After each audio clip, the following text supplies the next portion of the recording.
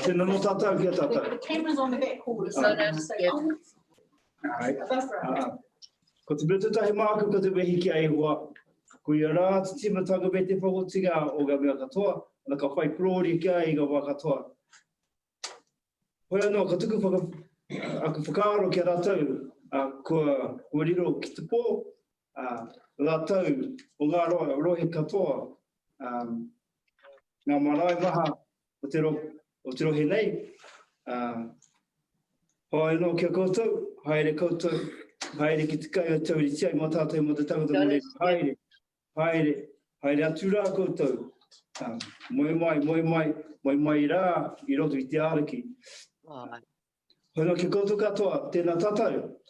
Tēnā ki koutou tātou katoa ki waina tātou. Ka tuku mihi ki a koutou, your worship, tēnā koe, tātou katoa. Hoi anō, pai ki te a koutou, it's good to see everybody's faces, real faces. Yeah. Even though it's not as real, but... Kado te kado hi. Tēnā koe.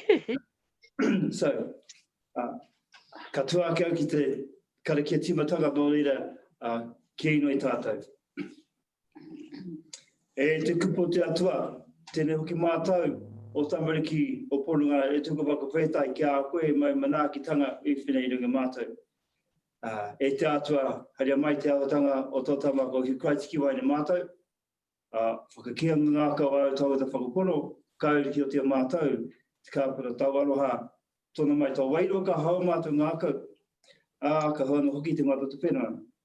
E te atua, Kia ora. Māui tuki mātou, i ka tuki tō arawaro ki Porunga, ma te wairo tapu mātou e whakakotahi. Mātou e whai wahi nei, ki te tinana me ngā tōtu hi Kraiti. Nō reira, e te atua, tiaki pai ki mātou, i ngā mātou whakaaro, kōrero, ngā tika, ngā mea pai katoa, e pāniki, ki o tātou whenua, Kia ora koe tā. Paunga, ngā iwi, ngā hapu katoa o te rohe nei. E te atua, nāu te ihi, te wihi, te mana, te tapu, no te gloria mā ki tōna atu. E no tōna mātou ki a koe e te atua, e rei te kaha o te matua, te tama, me te wairo tapu. Āmene. Āmene. Tēnā tātou. Kia ora. Thank you. Kia ora ske. Can you believe it's actually been 4 months? Since 4 months. 4 months since we met physically, which was in February, because we were about a week out from our next hui, and we went into Yeah.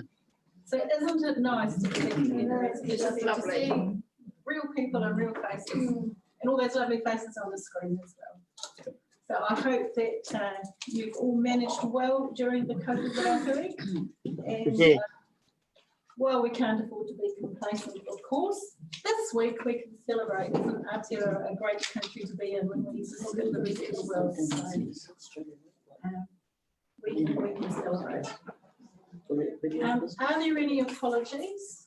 I've had an apology for lateness from Councillor Campbell, who is driving at the moment and may or may not be here in time. Ted, he's supposed to be up here, but he's not there yet, so he's probably wondering what to do with me not being there.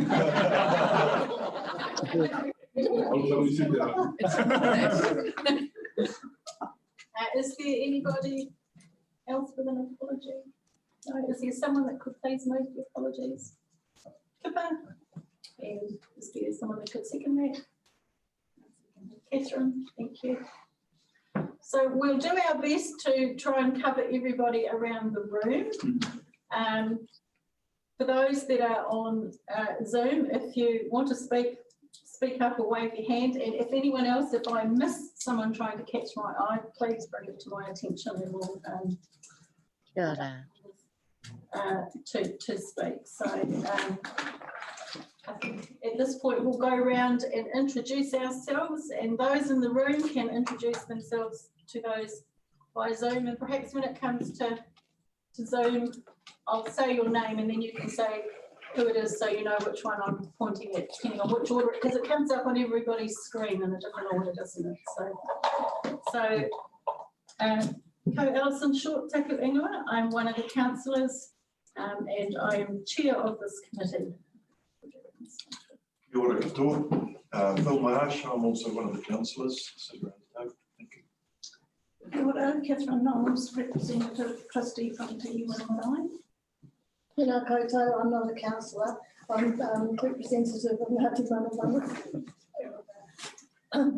Kia ora koutou, a tēnā koe skip mō tō karakia tuanaki a mātou. Ko Jessica Kereamahau, I'm a proxy for Auntie Maridi. Who's not here? No, but we're going to be working together. Tēnā tātou i te whare, ko kipa arapere tēnei, no te marae o Pupatate, I'm representing Marae, Pupatate Marae, ngā te whiki, no re tēnā ki koutou, tēnā tātou. Kia ora tātou, ko Hilary Humphrey aho, one of your Manawatu District Councillors. Tāpai, kia ora koutou ngā mihi ko mihia, a te tātou karikia ki te tātou matinei tera i tēnā tātou. Ko mihi arapere tēnei mihi atu rā kia koutou. He reo tēnei mō te marae o Parewahawaha, so I'm a media arapere, and I'm representing a Parewahawaha marae. Kia ora koutou. Tēnā rau atu kia koutou katoa, kia koe Skip, tēnā koe hei whakatau i a tātou, i tēnei mahi. Oriana Paiwai tōku ingoa no AORANGI marae. My name's Oriana Paiwai and I'm here for AORANGI. Kia ora, Helen Warboys, Mayor of the Manawatu District. Kia ora, ko Richard Templar aho, I'm the Chief Executive at Manawatu District Council. I'll just finish off the people that are in the room, so we'll go around the staff and then I'll come to the people that are on Zoom. Kia ora, good evening. I'm Matthew Otis. I'm the Community Facilities Manager and I've got 2 items to present to you this evening. Kia ora, Brent Mama, General Manager, Community and Strategy with Council. Kia ora, I'm Steve Skinner and I'm new in the Governance Officers role.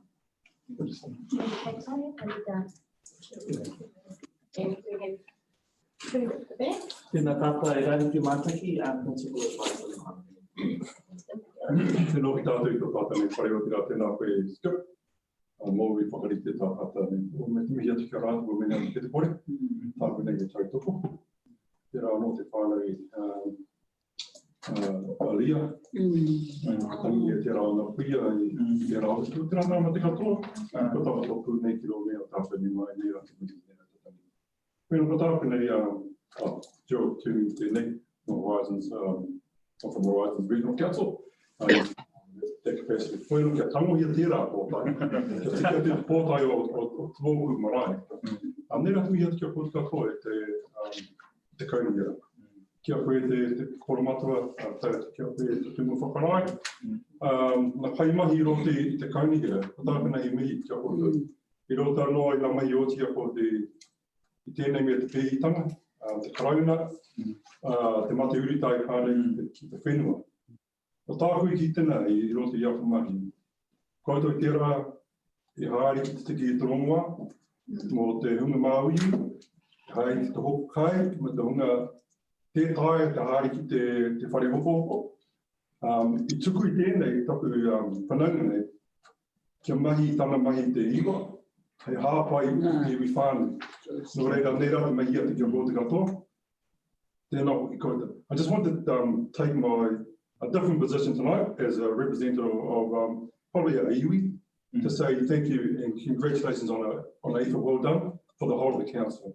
I think from the mayor down to the CE, to all of your workers and the councillors, for all the efforts that you've done on behalf of our community, whether it be for all those old people who couldn't get out to get their own shopping, the invalid, the picking up of prescriptions, but from a Māori point of view, the releasing of Rārite and his team to be able to work with all our whānau and our hapu and our marae throughout the district. A big congratulations and a big thank you from me, and I'm sure all of our people. Thank you very much. And I'm sorry for those on Zoom who can't see the people beyond the table. So, and now I'm going to go around the Zoom pictures. So Maria, would you like to introduce yourself? Oh, ka nui te mihi aroa ki a koutou.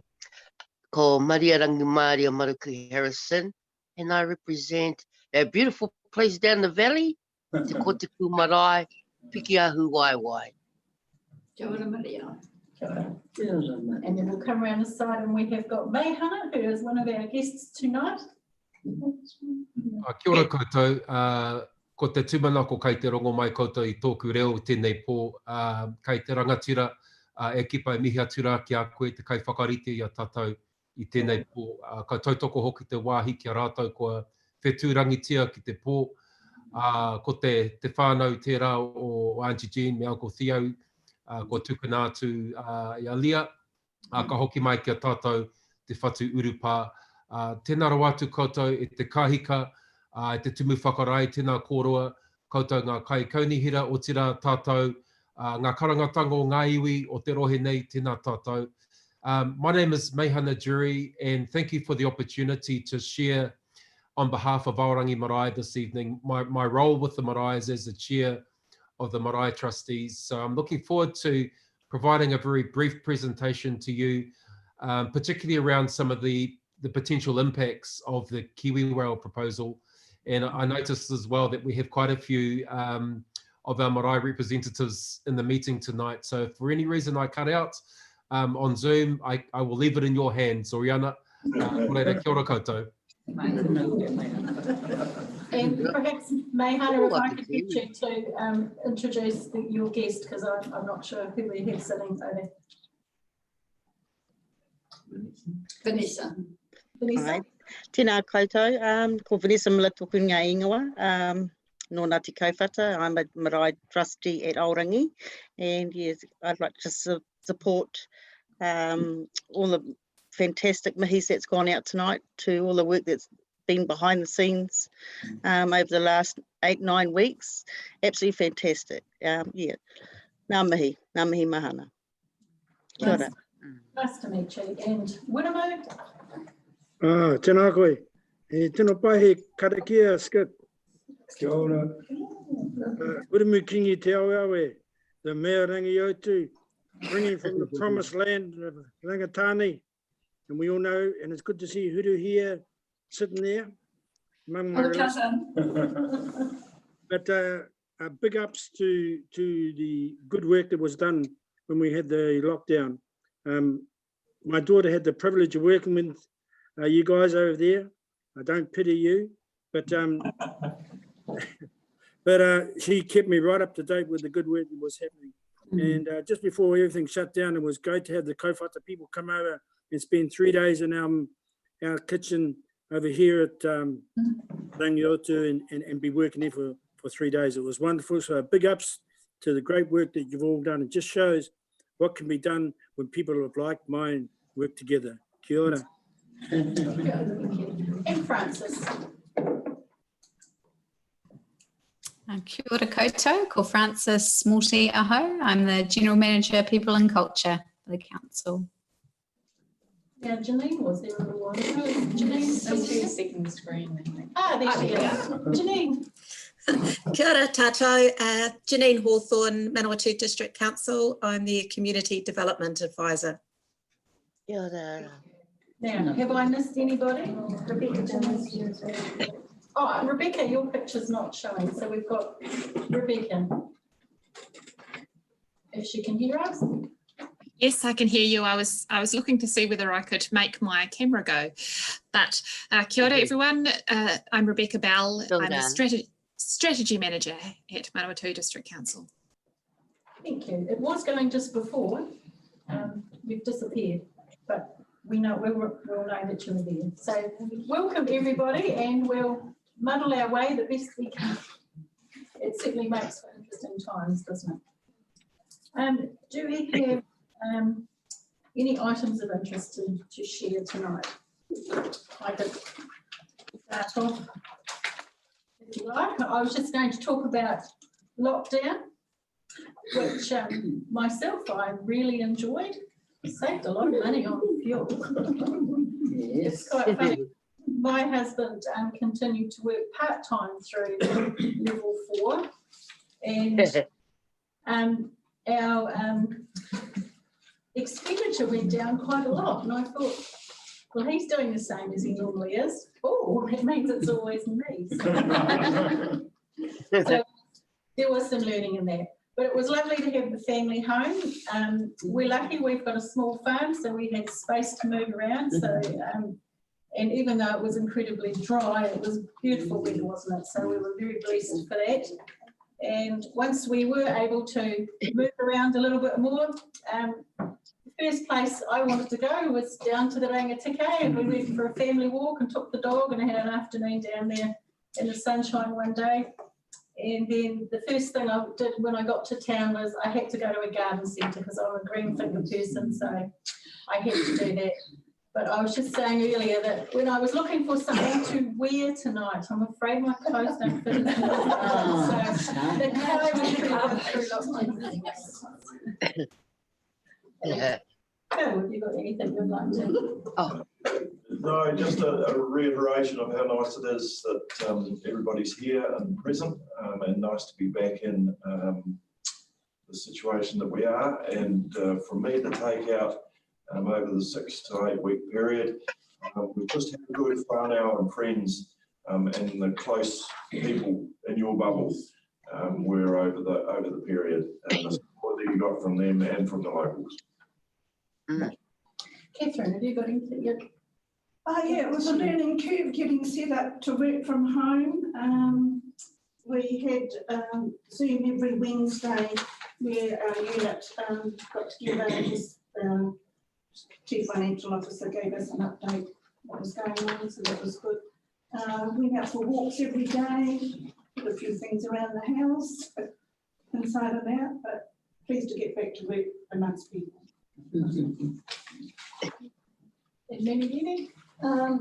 For us, there were highs and lows.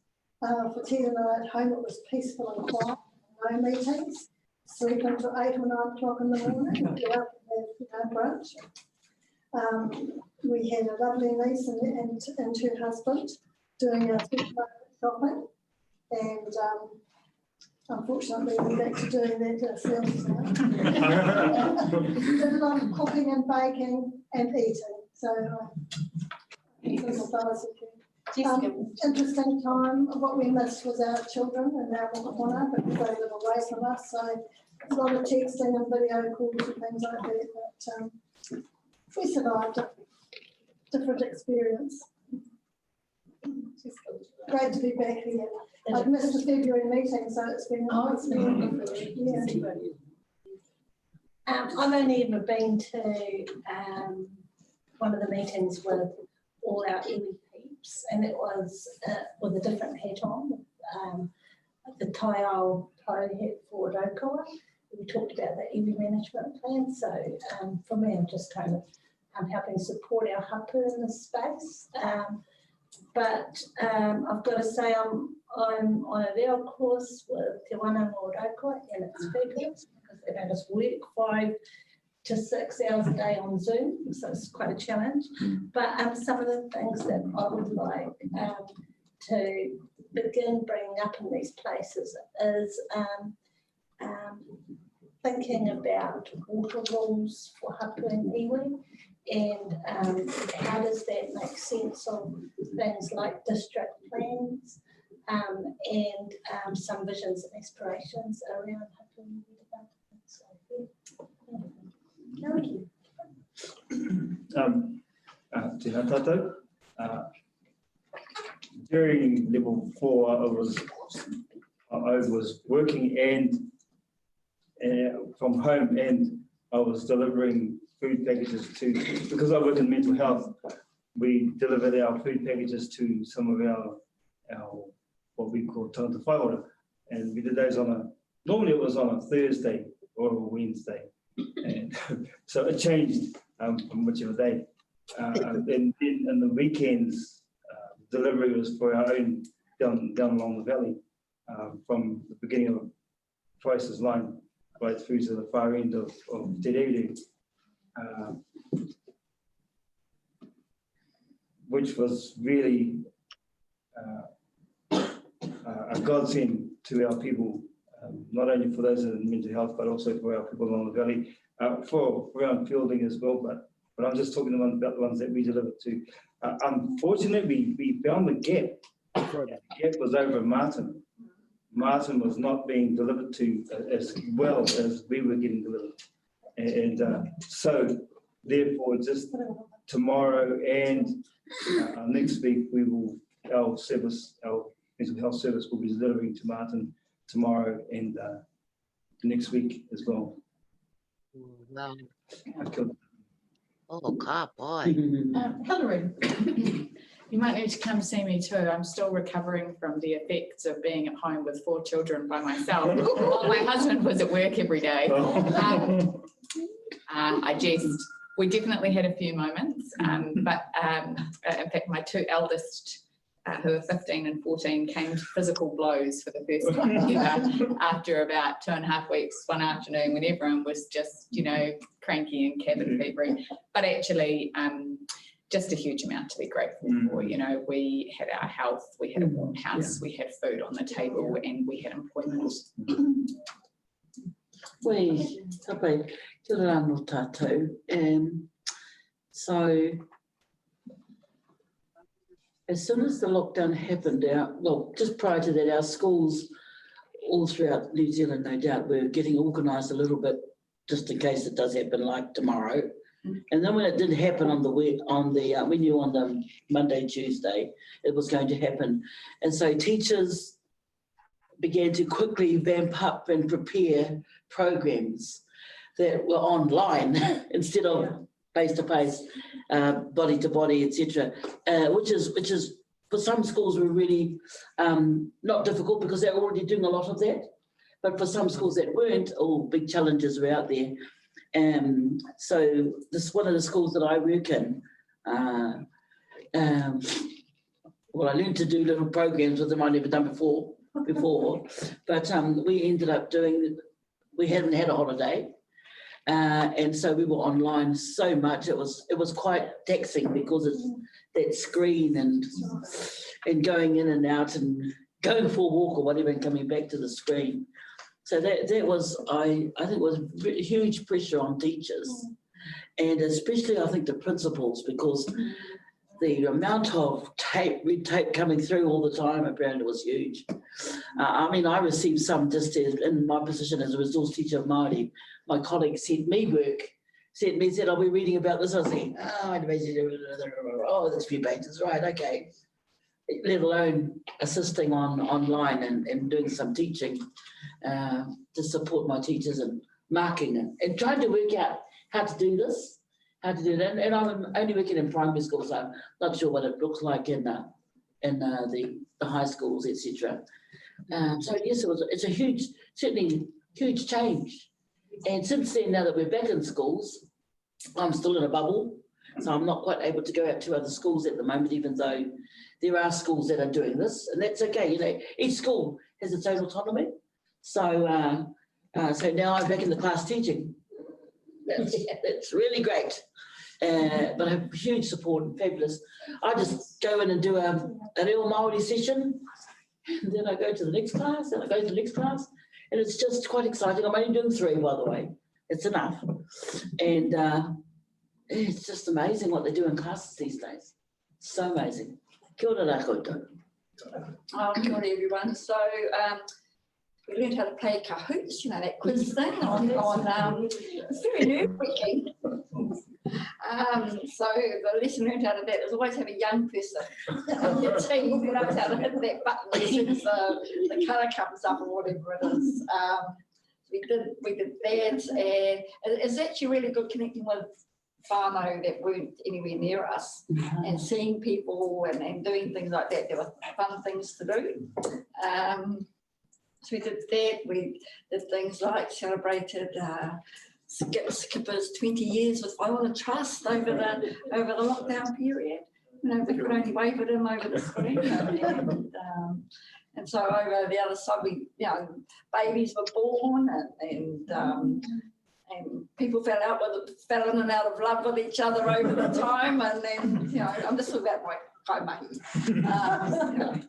And we had one who said that he'd gone home to his mother, but he'd gone 2 houses down to stay with his friend for a week. And then he came home again, things like that. It's quite exciting, really. So I really enjoyed lockdown.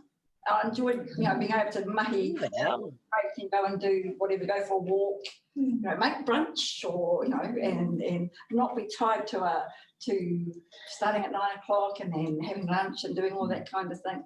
And I actually think it's a lot more productive when you are able to make your mind up when you are more productive and do things. So I really enjoyed it. They're all back now. Well, mostly all back. There's just one that won't be coming back because she's expecting twins at the end of this week. So let her off. So I suppose you can have time off. And then we've got another couple of new starting.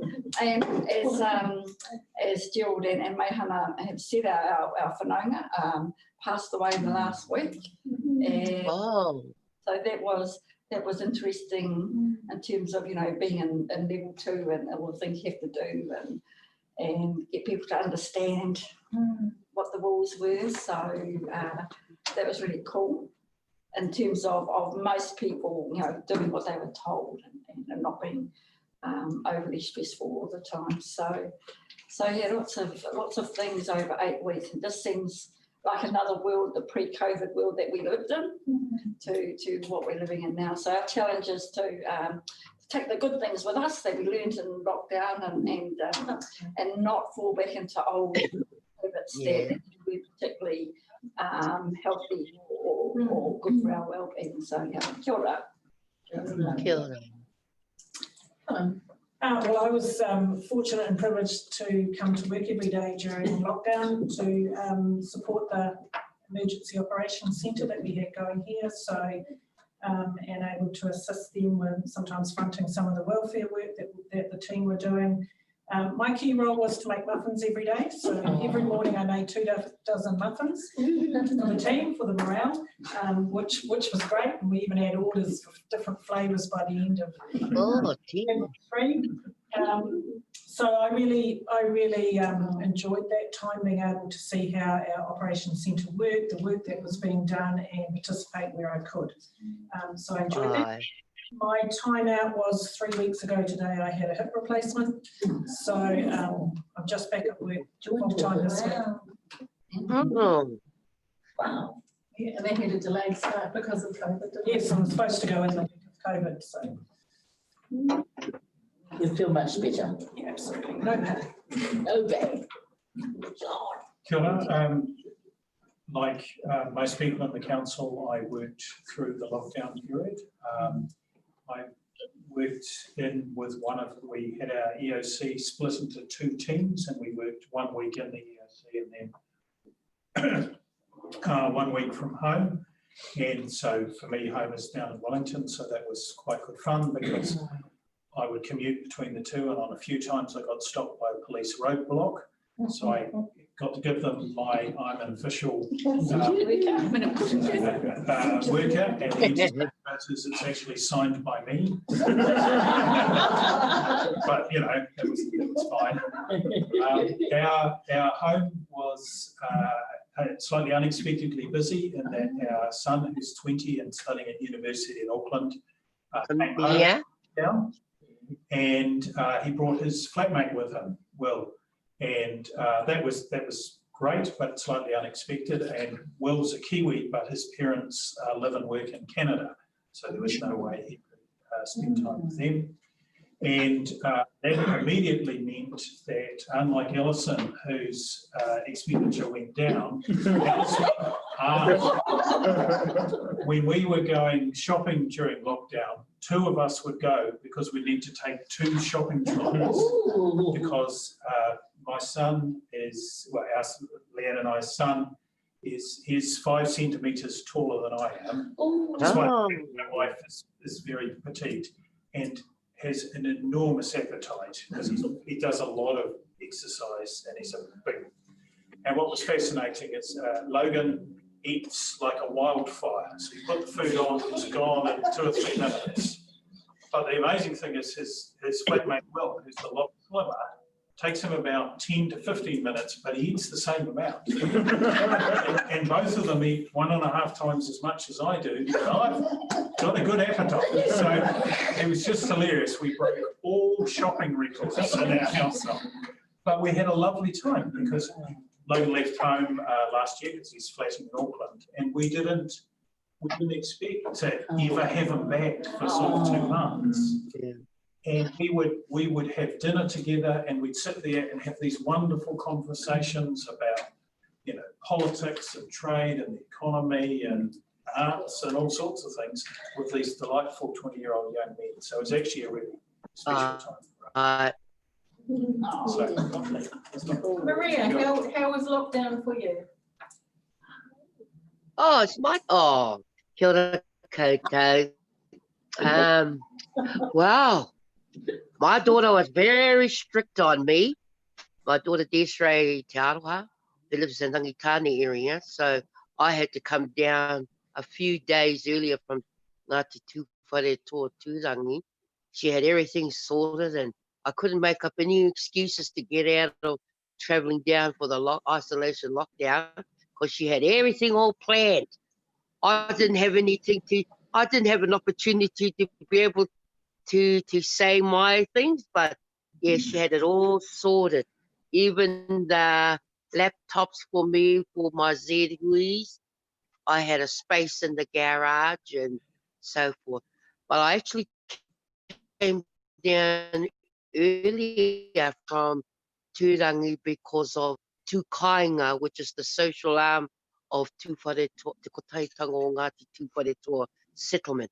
So because there were various families down in the Rangitike area and Rātanapa as well, including Martin, I had to come down earlier as part of Te Kotahitanga to check on families who were part of the hapu of Ngāti Wairangi Ngāti Ha, which is connected to Mōkai Marae.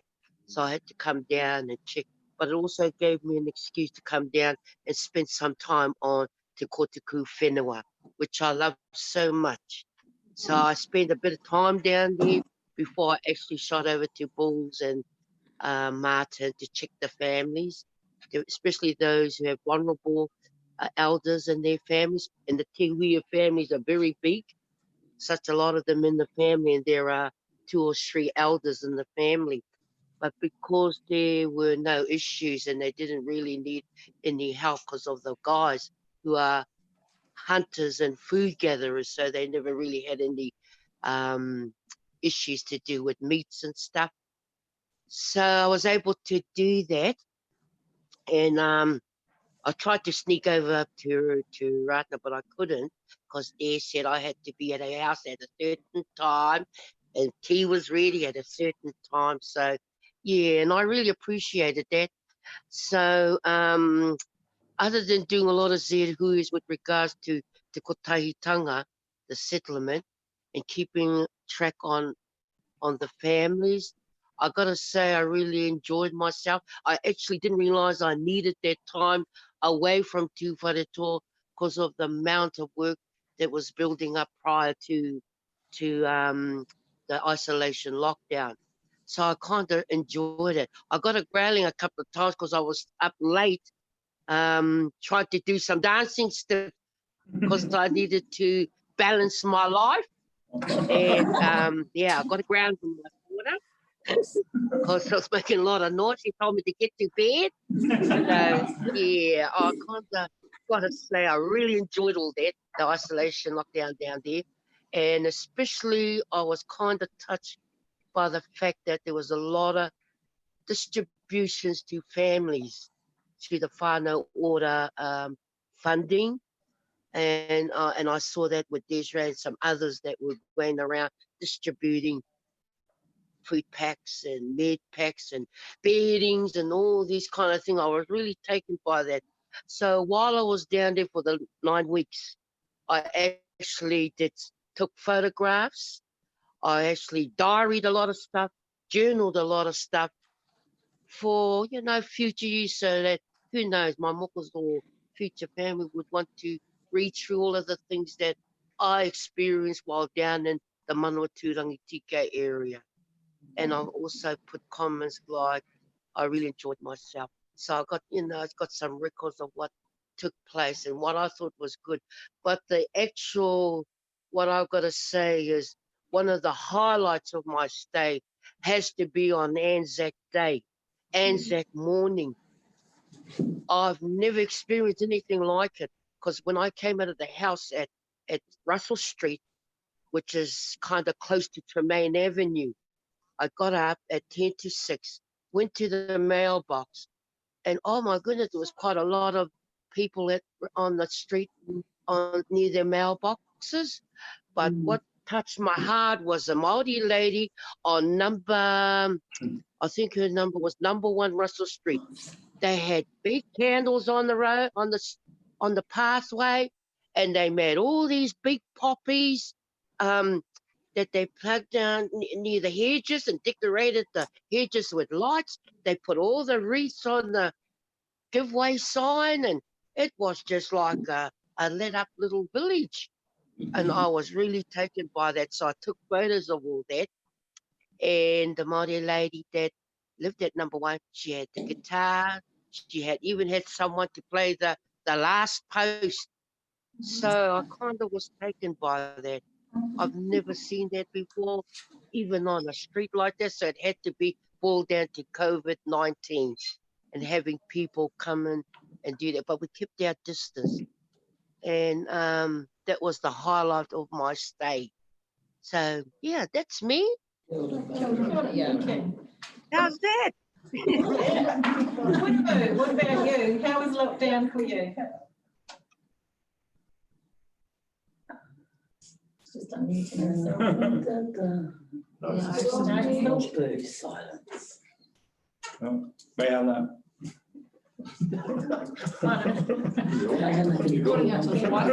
We're just waiting to see if Puramo can unmute herself. I can see she's trying, but it's not. It's down on the left. It's not very often we see Puramo with much to say.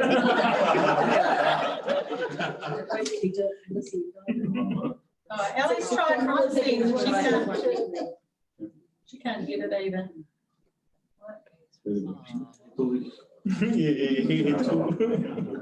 Yes. So, Puramo, we'll just ask May Hannah, how was lockdown for you? Kia ora. And whatever, I can't see, but mihi atu ki a koe me te whānau. I don't have too much to add, but really just to acknowledge the work of Rarite and others who are at the meeting tonight, because I think your efforts have made a significant difference in enabling our communities to avoid the worst of the crisis, but also to acknowledge that the Fielding and Manawatu community and the leadership as well from the council in terms of the partnership and working together in such a way that the wider community has been able to continue to function as best as possible. But also, I think one of the key observations from many of us has been the fact that we can work together in the nature and the spirit of partnership, I think, to ensure that we look after and protect the health and well-being of our kaumātua, elders and pakeke, but also to look after the younger ones as well. And in the absence of regular schooling, I think something else that has become really evident is that we can make it work online, as difficult as it has been for a lot of our whānau. We know that if need be, we can do these things online. So I think although there have been a number of challenges, also some new opportunities, I think, that will change the face of the future for communities and iwi and hapu across the nation. So really, I just want to acknowledge the efforts of everyone, but in particular, a number of you who are at the meeting tonight. The hard work was worth it, and here we are again, coming into Alert Level 1. So kia ora tātou. Kia ora. Puramo, you unmuted yourself now. Yep, can you hear me? How was lockdown for you? I think everyone said enough. I've said enough. It was wonderful. But no, I think this is probably this time we head out and you couldn't go and play golf The poor males had male abuse. They had to do all the work around the house. Females had a big list.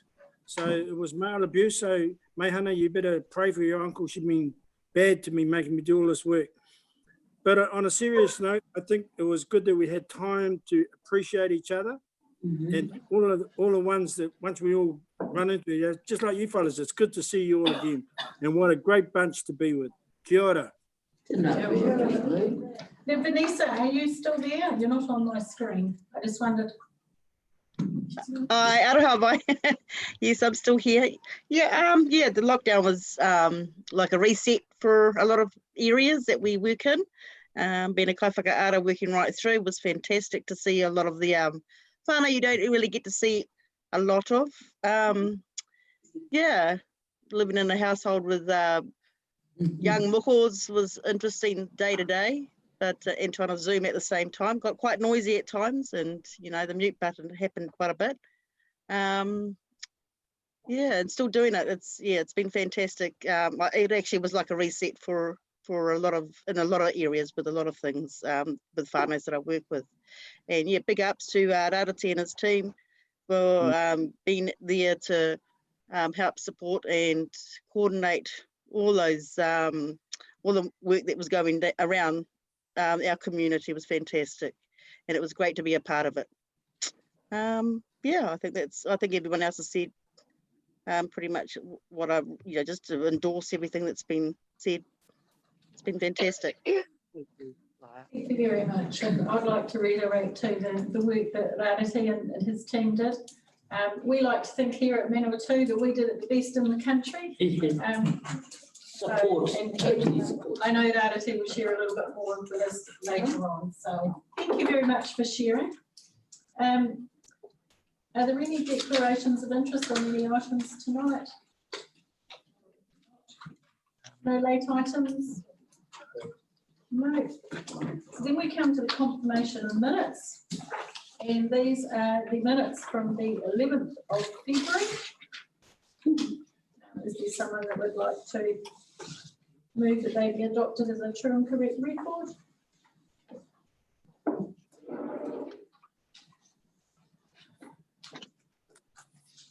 Someone like to move? Your worship, and a seconder, please. I can second that. All those in favour of the minutes being adopted as a true and correct record, please say aye. Aye. No one against? Thank you. Now, are there any matters arising from those minutes? I was wondering if there was anything to update us on the gravel extraction on the Ringatiki River. Is there been any update on anything that's been happening in that space? No. Not that I know of. No. And the Ruru water scheme, is there any update on the?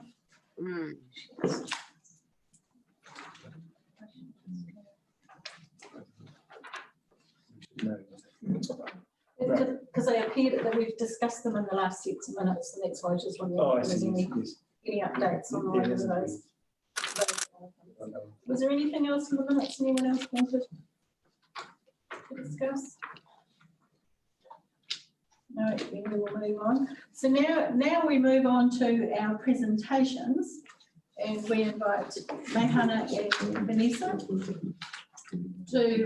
from AORANGI MARAE, who are going to talk to us about their concerns of the Kiwi Rail Hub and its potential location and the effects potentially it could have on them. So the floor is yours, Meihana. So can we receive things around? Kia ora everyone. Thank you very much for the opportunity to share with you all this evening. I'm just going to, if I can, bring up a PowerPoint presentation.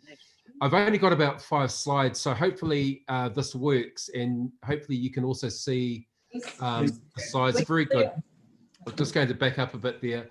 So firstly, just once again, to say thank you for the opportunity for Aorangi Marae to share at this evening's meeting. I know it's been a difficult time in terms of logistics around the next council meeting. So we are happy to be able to present, I guess, a perspective to you on behalf of the Aorangi Marae trustees.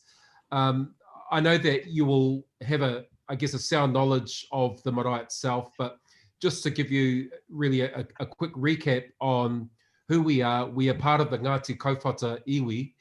Our hapu, our sub-tribe is Tahuri Wakanui. In 1888, the Aorangi Marae was shifted from the other side of the Orowa River. So previous to 1888, the Aorangi Marae, the marae, and the whare maniaihu was situated in the Awahuri area. So not long after the floods of that year, the whare maniaihu was relocated to whānau and hapu land in the Aorangi area, and we've been there ever since. Since 1888, Aorangi Marae has continued to play what I think is a critical role in the life of the wider Feilding and Districts community, but also a critical role in terms of the support of Ngāti Kauwhata, and also acknowledging my uncle who's here tonight, Uncle Wiremu Te Awe Awe, and that really important link to Rangitane, but also to Te Reo and all of our marae and our relations over in the valley, but also extending widely to Ngāti Raukawa Te Au ki te Tonga. So we have continued to play, I guess, a role in lots of different ways to support community outcomes, but also to ensure that the legacy of our ancestors can be upheld and the traditions that they put in place in their time can be honoured as best as possible. You'll see in front of you an image of the front of the marae. That's the waharoa, which was carved by the late Uncle Kelly Kiriyama, and I saw Gerald at the meeting tonight. So that's our connection really as well over to Ngāti Mano, and Uncle Kelly spends a lot of time at our marae. And these are some of our young people who represent the future and the face of our marae moving forward. Something that you're probably also familiar with is the fact that the whare tapa Aorangi Marae, our father, he was one of a number of Māori health experts who in the early 1980s helped to better understand and promote a pathway for Māori health, both at the clinical level, but also across organisations. And our presentation this evening is actually framed within that framework of the whare tapawha model.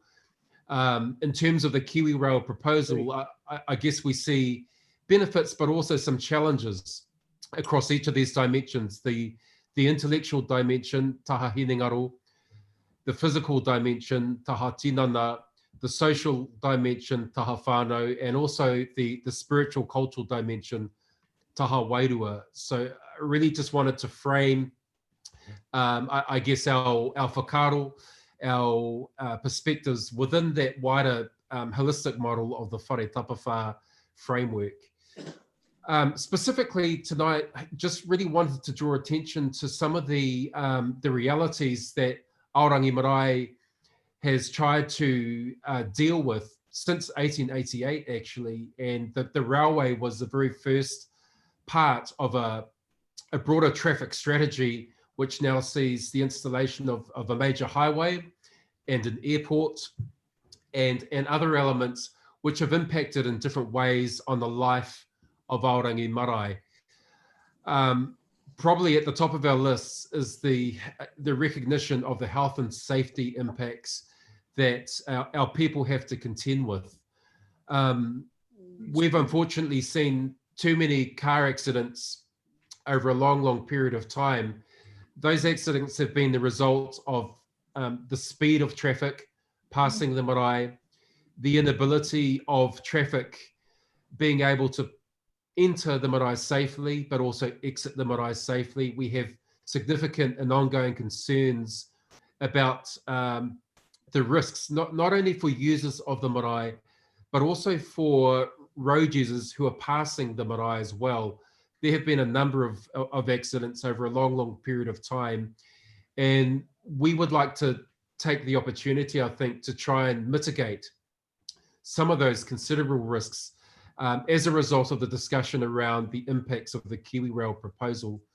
So that's probably at the top of our list. The cultural impact, the most obvious one, is that it's very, very difficult for us to maintain a number of our cultural practices, particularly pōwhiri and tangihanga, and the impact of noise from aeroplanes, but also the trains which go by on a regular basis, and the heavy traffic has meant that we have to try and contend with the high level of noise, which is a direct result of trucks, trains, planes, automobiles, and everything else that goes with that. But this also means that there's an impact in terms of how we facilitate our events on the marae. Often our pōwhiri, our formal welcomes are cut short because of trains, and they're cut short because we can't hear one another on the marae ātea, which is the site directly behind the waharoa that you're looking at. The social impacts are partly a result of that. A number of our whānau we know are less likely to attend marae events because of the difficulty in getting from Fielding, for example, to the marae and trying to find safe passage. For those who don't drive, there's the bus and that's about it. So there's a number of risks at that level. But also just to take the discussion a bit wider, we also understand that there are some common community impacts that we currently contend with. Our view as the trustees of AORANGI Marae is that these will potentially be exacerbated significantly by the installation of the KiwiRail hub. We know, for example, that there's more than likely to be an increase in heavy traffic, particularly trucks. This will make things even more difficult for cyclists and pedestrians. Cyclists, we know, already need to contend with a very, very small amount of space between the side of the road and the traffic. But in terms of pedestrians, it's not a safe road as it is. We also had a tangihanga last week, and we had to try and shut down the traffic in order to carry our whanaunga Leah from the marae itself into the hearse, and for the hearse to depart the marae safely. Those are real and present risks for all of those who use the marae, past the marae as well. The increase in noise pollution is something that unfortunately we need to try and find a solution for. We haven't done it yet, but we have an opportunity to partner more readily with yourselves as the Manawatu District Council, but also with some of our local organisations. Our concern is very much mirroring the same concerns as local residents, all the way up from Bunnythorpe, along Walls Road, but also over the road at Campbell's Road, Cameron's Line. The difficulty that is posed to homeowners and to residents on both sides of the road is significant. The difficulty of pulling in and out from the main roads has increased, and we believe it will be exacerbated with increased levels of heavy traffic. I've also just listed, not all, but some of the public facilities that we have on Walls Road, the Fielding Golf Course, the Secret Garden Childcare Centre, AORANGI Marae and Tānui School. And we know in terms of our discussions with each of those facilities and organisations that the threat in terms of the risk of entry and exit to each of those facilities has increased significantly over the years. And I just wanted to touch on a couple of those points, because the marae impacts are very, very similar in many cases. We know that the risks for road users, pedestrians and cyclists will increase. The increases in noise pollution have got to a level where we're having to review our kawa and our tikanga and to try and work out whether or not we can still maintain things on the marae ātea. But perhaps most significantly, the increasing difficulty for marae users to enter and exit both the marae and neighbouring homes has been exacerbated. And our view again is that this will be increased significantly with the KiwiRail hub. So what to do about it? This is part of a broader discussion, and I really wanted to acknowledge the council for allowing us to share these views with you. I think the key is going to be in having an open discussion with yourselves, but also with each of the parties most affected by this. But we had discussed the possibility of some kind of road realignment. For the marae, our main concern is that we don't have a safe place to pull off on, and we don't have a safe way of entering the marae. And I wanted to draw attention to the fact that now the Secret Garden Childcare Centre and Tānui School both have the third lane, if you like, which is a lane in the middle of the road where cars can pull off safely and then enter and exit both Tānui School and the Secret Garden Childcare Centre safely. We would really like to promote that option for Aorangi Marae as well. We need your help to do that. We need the advocacy from the council in terms of working with NZCS. We need the support in terms of trying to figure out the process of doing the same as we have with the Secret Garden and Tānui School. We also want to explore the potential for further speed reductions on Walls Road, and also perhaps the idea of having some kind of traffic islands in the middle of that road, Walls Road, to enable tangihanga to occur safely. And by tangihanga, I'm really referring to the last day, carrying the two papaku safely from the marae over that busy road to the railway crossing, and then again across to Campbell's Road. Probably the highest risk at the moment is on Walls Road, and what we're having to do is to manage the traffic very, very carefully. But we think that a combination of all of those options might help to mitigate some of those risks that we currently know to be true. So just kind of going a bit broader to one or two other things, and I just wanted to acknowledge Rarite, because Rarite worked with a few of us last year to initiate the discussions, and I really appreciate that, Rarite. And since that discussion, of course, we've had the installation of the tangihanga signs, which have gone up on Woods Road. Those have been very, very helpful. But we wanted to also just return to some of these final points, perhaps the installation of road safety barriers, as much to protect the traffic as anyone else. We know that traffic in that vicinity doesn't always take the corner safely. So we've had a number of cars and trucks who have gone through the corner of Woods Road and Cameron Side. So there is a risk there. Also, the possibility of the installation of extra road lighting and lighting directly outside the marae. Understanding, of course, that the marae operates at night time as well. So it's not just a daytime operation. Unlike the Early Childhood Centre and Tānui School, we operate at night when things are on. So trying to sort of make that place safer, and whether or not there might be some opportunity, I don't know, perhaps for further discussion around that. And also potentially an alert lighting system to warn traffic and drivers of marae activities further down the end of either road. And finally, really to perhaps figure out a way in which we can engage positively and proactively with Kiwi Rail to discuss some of these potential impacts, but I think more importantly to work together to look at some of these proposed solutions. So that's all I really wanted to share. Vanessa and Oriana, I know that you're both there, and you might have other things to add to what I've shared with you so far, but it's really just to highlight some of the risks that we understand to be real and present dangers for us at the moment, but also to, I guess, open the door for further discussion around how we can partner and work together to make things safer, not only for the marae, but for the wider community as well.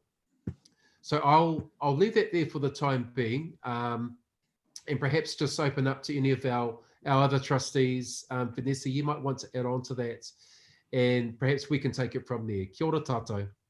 Kia ora. Yeah, I think you've covered most of what pretty much I'd like to sort of have mentioned. Like just the safety issues in relation to that area. I am aware it is a NZTA and a Kiwi Rail area that we also will have to definitely sort of think about going in with the council to share some of our views, our concerns. It isn't just the marae whānau that are from the marae that utilise it. It's actually impacted on the community as a whole, because it is quite often used by the whole communities, which is something that I'd like to definitely highlight. We've got schools and young tamariki out there on regular occasions doing visits on a normal sort of calendar of a month, and so there's an impact as far as the traffic. It's just gotten worse. The volumes have gotten worse everywhere, and I think, yeah, Meihana, you've covered all of that pretty much. And it's not just us down that road that have been impacted on the heavy traffic, and it will be yeah, I think it'll be just 10 times worse with trucks coming and going from the hub to the to be loaded, unloaded, whatever they sort of doing. Moving it from the centre of Palmerston into our area is definitely going to have an impact on our community. Been around working in those industries for quite a few years, I have seen things develop where communities sort of aren't sure what's happened until it's actually happened. And that's what we sort of want to ensure, that if we do work together and it does happen, how they're going to manage, how we manage going forward as a community to have less impact on us would be definitely something that needs to be sort of, looked at. And it's concerns that we need to all look at from not just our marae, but from our community. I think, but everything else has been said. Can I just say that it'll be over 25 years ago that Meihana's koro came here to Pompey. He and I came and he had made a submission to the district plan, and it was this very topic that we talked about, is about having support so that people could enter and leave our marae safely. And fair to say nothing's happened. And that's a whole generation actually. And I don't think there's anybody sitting here today that was there at the time. And Uncle Pompey was fairly elderly at the time as well. And it was also about the same time that we built the car park there. That car park's actually on whānau land. There's 8 metres of farmland that's gone into that car park to try and mitigate the issues around parking and traffic and things like that. I'm not sure whether everyone knows that it's actually private land, because we have the Higgins trucks park up there and do their thing. Nobody ever comes to ask for permission. Just get up in the morning and there they are, all parked up with their bits and pieces. And we think it's really rude. But I think people think that that's public land, and there's other problems with that too, in terms of just people just making use of the space, thinking that they can do that. Meihana's right. One other good thing about lockdown, it was so quiet on our road. We could walk, not in the middle of the road, but we could walk and go for walks and cross the road, and it was fantastic. The other thing about the Kiwi Rail, they're looking to, and everyone here will know this, to extend the length of those trains to the maximum length that can be carried on our railway network, which might be good for them, but for us, the trains are pretty long at the moment. And if we go from probably break to ad break, and miss the program with the length of the train. In terms of, if we're thinking about the whare tapa whā, and we are thinking about the impacts on our environment, and as Meihana said, planes, trains and automobiles, I don't know if anyone remembers that movie, but it's certainly, while we do have a laugh about it at the marae, it actually is really intrusive. That you cannot have someone speak and do their whai kōrero without having one of those vehicles or come past and interrupt people. And we've talked previously about planting flax is a good harakeke is a good absorber of noise, and there's a lot of things that can be done, but it will be done on our land, not on public land. And I just want people to remember that the family that lives there actually have given up quite a bit to try and make things safer in lieu of anybody either regionally or locally actually taking any notice of us. And to see the one down by the childcare, and it's great because they do need to be safe. And yes, Tānui School also needs to be safe too, but no, we put our hand up a long time ago for help. And nobody has taken any notice of us. And for those of us that live on either side of the marae, trying to police people, you know, people can get quite abusive because they seem to think it's their right to just pull into the car park and you know, someone over the lockdown, someone came in and broke a window. Not quite sure how that happened, but we would hate to have to lock our marae off to people and do things like that because that's not what we're about. So thank you, May, as our chief, please, keeping us all in line. This is a plea really for help and for support. The last big accident was a truck that turned over, trying to avoid someone that was sitting in the right place, which was as close to the centre line as you can get to turn right, heading towards Panithorpe. And the truck turned over. Fortunately, nobody was hurt, but you know, that truck lost its load, and no doubt someone lost some money along the way. But it could have been a lot worse. The other incident that's happened in the last couple of months is someone going through our fence, and we're just lucky that it was our rubbish day, that someone wasn't out there, me namely, putting the rubbish out. And that's about the speed.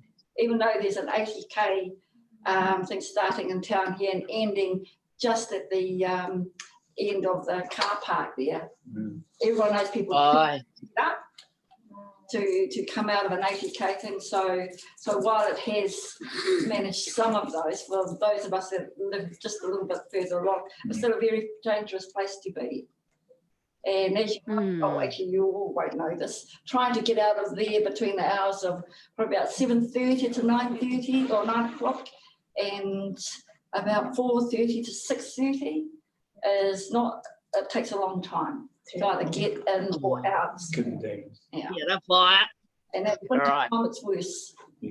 So, Oriana, those things that you had suggested and Mehana has suggested, like road realignment, speed reductions and signs that have gone up, have you got other ideas or? A mixture of those. And the other thing I've noticed at Areti is that it doesn't say tangi anymore, it says events. Oh.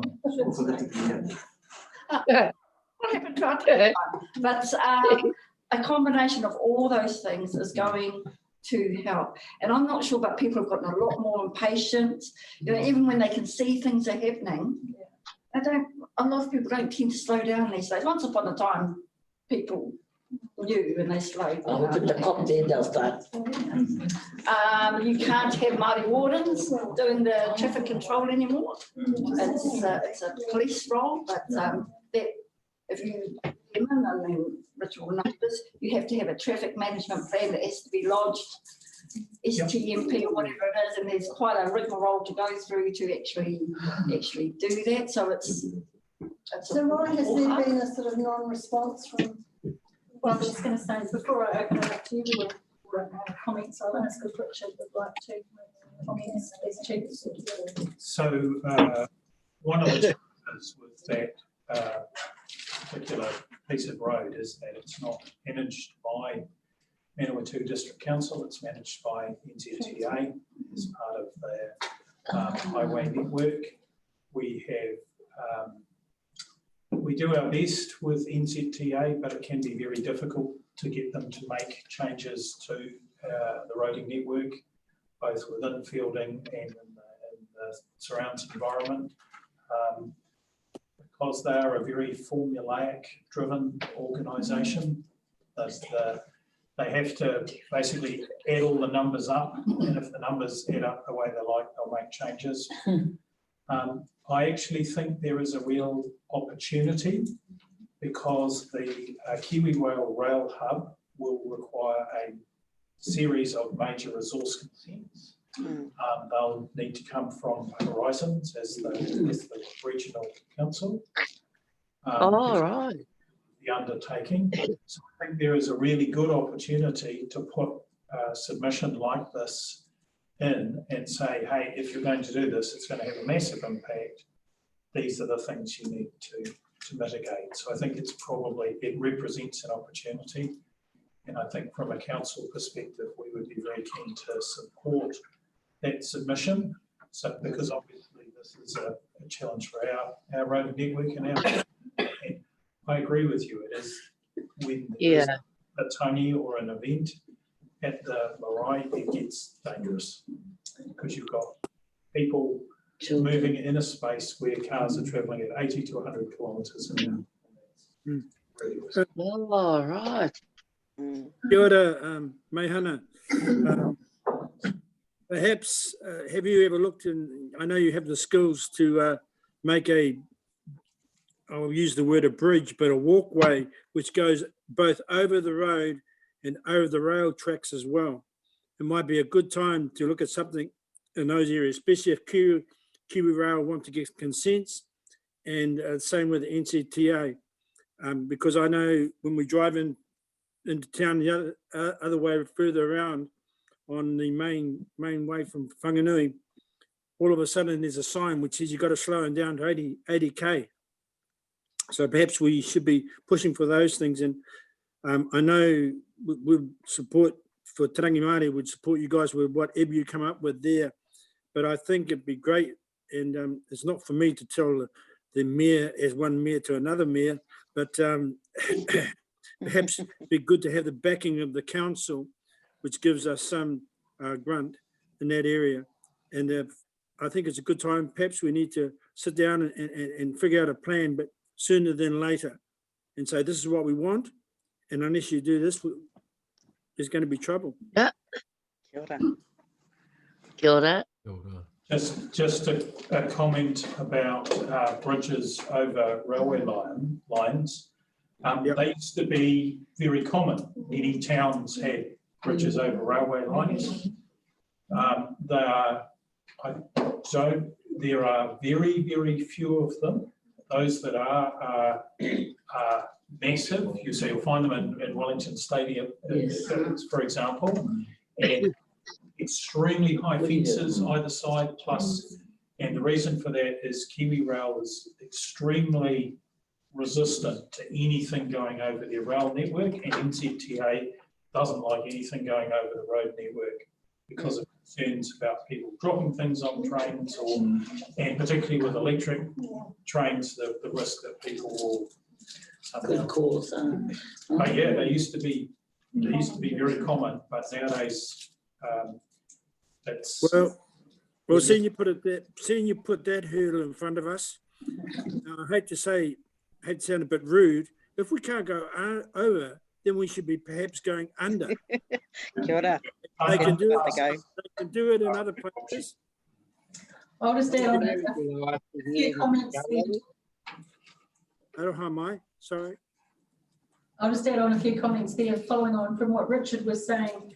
We don't know any dates yet from Kiwi Rail because they've delayed everything because of COVID. But when they go through their resource consent process, that will be the ideal to make a really good push for you.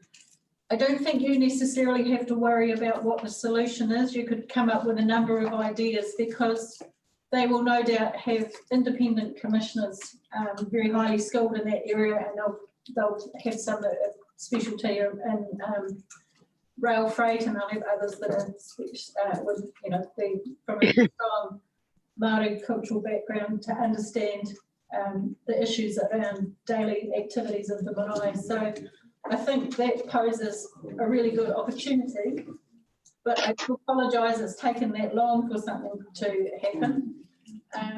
The childcare centre and the school, both being, I presume, the childcare centre as well.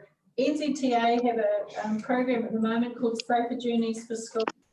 So those pullover bays, the one that's been put in at Tānui School at the moment, is actually being paid for by NZTA more so than the council, so that's where those ones have come from. And of course, another thing you haven't mentioned, which also adds into your traffic, is the large workforce that are based at AFCO. Once that road starts getting busier with freight, you've also got all the traffic coming out of there in the evenings who are wanting to turn right to go into Fielding, which is also very problematic, and one of our most highest accident rate intersections near Fielding. So, does anyone have any questions for Mehana and I don't have a question, but I do have a couple of Gerald. things there. I think one of them already is I do feel sorry for your car park. There was a big truck there parked up the line. And the sort of damage that they do to your car park caused by heavy traffic. It's unfair that you have to put the bill for that. And it just gets ruined by those heavy vehicles. They see it as a public public traffic place to park. The other thing I was wondering, Richard, is at the moment the transport plan is going through, and is this an opportunity where that should be on the transport plan, and we can add it to that, and then hopefully at least NZTA will see it's on somebody's radar, and then when the opportunity comes up, then they will add some weight to it. Is that the regional Regional land transport plan. and lock that in? Yeah, be great. Also, I'm aware that Kiwi Rail does have a iwi liaison officer. I believe he might be based in Central Island, so we'll find out what his name is and Sometimes halfways or something. Pass that on. That would be someone that would be good to speak to early. So He was here. Yes, came about a year ago.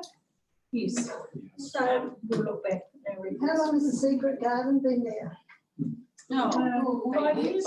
And they've managed to get a NZTA. Well, it's actually, NZTA have a program around safer entries into schools and daycares. They've been doing the high school as well. And they've been doing a program throughout our district. They've been concentrating on the roads that are at higher speeds. So Tānui School being one of those. We've had Hiwanui School's been done, Rangiatu School, Mainisi School down the way, I think it's getting a turn bay. And then they'll be looking at the town schools in the 50k zones later on, although quite a bit of work has been done around the high school as well. So that's a national program that NZTA. You wouldn't think the needs for that would differ too much from what I would. It's a very interesting point because there are MARAE on highways throughout the country. So just in terms of the consent, MDC are going to be supporting, so this would be opposed by MARAE or iwi unless safety is provided for and mitigated, and that includes the lane, and MDC would be in support of the MARAE/iwi opposition to. Yeah, what we would hope through the consent process, that as part of the consent process, when you raised your concerns, that Kiwi Rail would work to find a solution. But we would support the fact that there needs to be a solution found because an increase in volume and traffic on that road, which will undoubtedly occur, is going to raise significant safety concerns, both adjacent to AORANGI, MARAE, and the whole way along the road. And we'll have traffic implications right through the network, because obviously if trucks are barreling through, let's say to take State Highway 1, they're not going to go out and then along, they're just going to keep going straight through Fielding and go That's out. right. Yeah. Yeah, so we had a meeting in February with Kiwi Rail here in our offices in February, and they came up with a solution as far as the traffic is concerned around our marae. They thought it was a solution, and they were talking about erecting a roundabout outside our marae for that to happen, like to slow the traffic down as such. I don't think they realised how much land they didn't actually have access to in that area. So, yeah, I didn't think that that was actually a really good solution as far as, you know, like working, and they'll be actually encroaching on our land as well in the areas that we needed to utilise. So that was what they came up with. They actually had one prior to last year where they actually suggested that we move our marae. So yeah, they haven't come up with some solutions that really affect us in a good cultural way and thinking through the actual process of it all. And that's, yeah, something that may come back at us with their solutions as far as their solutions are concerned from Kiwi Rail. I think be assured that through the resource consent process, which has to follow the RMA, while Kiwi Rail will no doubt be held accountable to the solution, it won't necessarily be their solution. The commissioners will probably come up with a solution. So I wouldn't get too focused on what Kiwi Rail are saying they could do, because as you know, there's the road to be considered as well. So it's, you know, it's within the district council land along with you. You've got NZTA on the highway part of it, as well as Kiwi Rail. So there's quite a lot of parties involved, and through the resource consent process, the commissioners would decide what the solution is, and they would very much come and do a site inspection, which they normally do independently without you showing them around. So you know, you could suggest a time of the day to come that's particularly busy, especially when the airfield's going as well. So I think you would find that it would get taken care of, and Kiwi Rail and NZTA would be instructed what they would need to do and what those costs might be. So it is a good opportunity for you, but you can make some suggestions what would work for you, and all that will get taken on board. It won't be a quick process unless this is one that they're going to fast track, which potentially could happen. But I would imagine we're still talking a couple of years. We need a protest. I would think so. The one thing we don't know is how the fast track process will actually work, because there is the potential, if the fast track process is applied as it has been applied in one case in New Zealand, where they build it and then they go through the hearings afterwards. That's right. So that's what they did in the Kaikoura earthquake. So they got the consent after they constructed the highway. So when they're talking about the fast tracking legislation, that's why everyone's a bit nervous about it. That's right. It will be through TAPA, isn't it? Yeah. Because the economic impact was greater to the country than the environmental impact. Absolutely. Which is probably the only example in New Zealand. That I'm aware of, but that's well, I guess we too from here, so I think we'll keep closely in contact, and certainly we'll find out some more information for you of the context that we know that could be useful to talk to in pre-engagement phases, and we'll work through it together as it comes towards us, and when we get some dates from Kiwi Rail and when they put their resource consent application in, and I'm sure that we can keep in touch regularly and support you in your submissions. We anticipate there should be a Kiwi Rail announcement about where the site should be this side of the election, because we can't imagine Minister Jones missing out on an opportunity to stand in front of the cameras and wave a shovel around. Yes. But yes. I guess the other issue for the marae is that until such time as that process takes place, which could be a couple of years, there is still serious traffic issues that that's right. Sooner than that. So there is some work to be done. So we shall look into that. Kia ora, thank you. It's Mehana here if you can't see me, but just to acknowledge all of the suggestions, and I think the helpful discussion that's occurred this evening. So to the Mayor and to the CEO, but to everyone who has shared suggestions and whakaaro with us. This has been immensely helpful. I think it's really the beginning of working towards a much better solution. And what's really clear, I think, is that it's an issue that affects all of us. It's not just about the marae community, but actually, if we can get it right, it's a community that will benefit. And I think there's got to be some huge positives that come out of that. So from our perspective, I think we will try to report back to you all at some point. If we have any updates, we'll come back to the council, share that with you all. But conversely, if you do have any other suggestions or recommendations for the marae trustees as well, we'd be really happy to have that discussion with you and to hear more as well. Nō reira, tēnei te mihi atu mai ia mātou o Aorangi, kia koutou katoa I tēnei po tēnā koutou. Kia ora. Kia ora. Thank you for taking the time to come to us tonight. You're welcome to stay if you wish, but we understand if you would like to go. So thank you very much. Kia ora, kia ora koutou, ka mihi.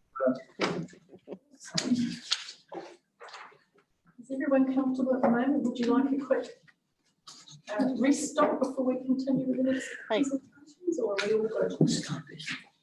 It's one advantage of Zoom. If you want to nip out, you can make a comment or go to the bathroom. Make yourself a cuppa. In which case, we'll move on to our next presentation, which is from Matt Glanis, and he's going to take us through two, I believe. So, welcome to the table, Matt. Thank you, good evening. Two items to get through, but they're actually quite topical items to go through considering the last presentation. So into it. I'll just remind everyone, because there are some new faces here tonight, that Matt is the Council's Community Facilities Manager.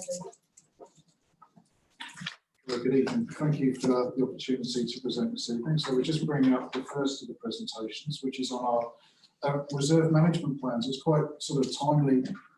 Unfortunately, when we're talking about COVID and everything that occurs, the parks have probably mattered more during times of sickness than any other time.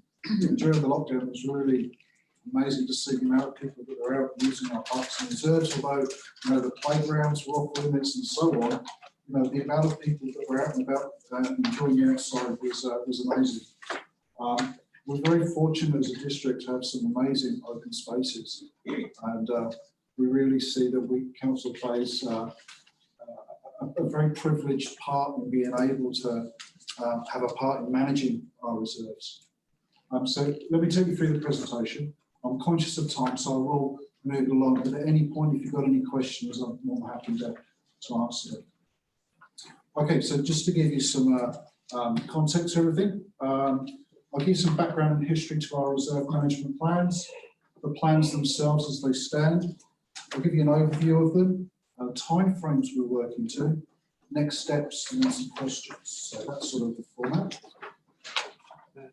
So the background. So the Reserves Act of 1977, during the days of probably some Motown and Bay City Rollers, it was the mad 70s. That was the time where they set up the Reserves Act. And council's required to review these plans every 5 to 10 years. The last set of plans for the district were developed back between 2006 and 2009, so quite some time ago. So we've been on a journey over the last 18 months of looking at the current plans as they stand and doing a lot of pre-consultation over what the new plans would look like. And during the last triennium, there was a workshop here to go through what we felt was important from an iwi perspective of those plans. So, just to give you some context of where they sit, we've got the reserve management plans, we've got the Reserve Act that sits at the top. Off to the right-hand side are the various plans that council uses in terms of managing its reserves or guiding those reserves. And on the left-hand side are the sort of long-term strategic plans that council uses. So what stage are we at? So we've currently gone through an extensive consultation period and then COVID hit. So literally right in the middle of wider public consultation, we got hit with the lockdown.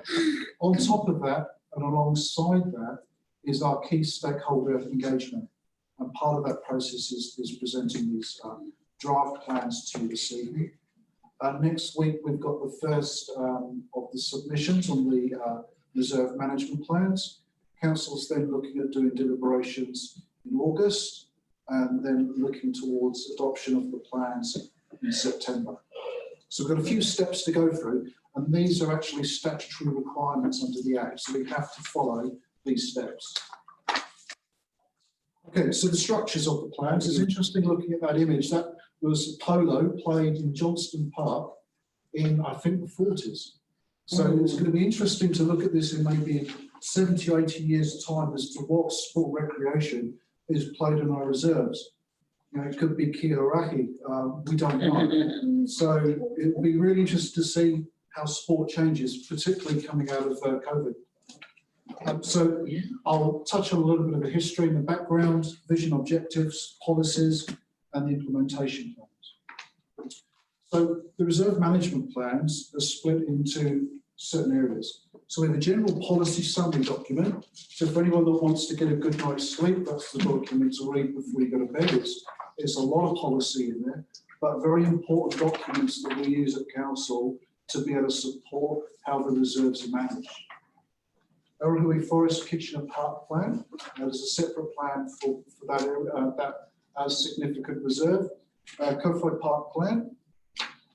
We've got a plan there that covers all the district-wide reserves. So there's a number of reserves across the district. If we had a plan for every single one of them, it would be significant. So we've consolidated those into one district-wide plan. An important one is our coastal reserves. We're very rich in terms of our coastal reserves, particularly Himatangi and Tangi Moana. So I'll take you through that briefly. And in our sports park plan. So that's the plans as they stand, and that's what we're sort of seeking feedback on. So just touching on the general policy document, that covers a number of different areas and how it aligns with the current long-term plan that Council has in place, our annual plan, our asset management plans, and those are really important documents in terms of assets, because there's a number of assets that sit on reserves, whether it's changing rooms, public toilets, bins, park benches, and so on. The bylaws, so we recently did a lot of consultation around our freedom camping bylaws. So again, that has a very strong flavour within these documents. Our open spaces framework, that's something that we're looking at closely over the next 2 to 3 years, and what we do wider around the district. Another important document is our community plans, so our community committees across the district, and how their plans match within the reserve management plans and how they correlate. So moving on to Aorangi Forest Kitchener Park. So some of the statements in there around that the reserve is resilient, protected, connected and enhanced to enable its forests to thrive for the current and future generations. So there's 3 key areas around that with resilience, protection, connection and development. So 4 in total, sorry. There's 34 actions across that 10-year plan. And one of the strong elements of that plan particularly is engagement with iwi around the management of that plan. So there's a lot of work that's gone into this plan, and the submissions next week will obviously highlight some of the work that needs to occur. There's been a lot of work over the last 18 months that's occurred at Aorangi Forest. That includes the development of a medicinal garden.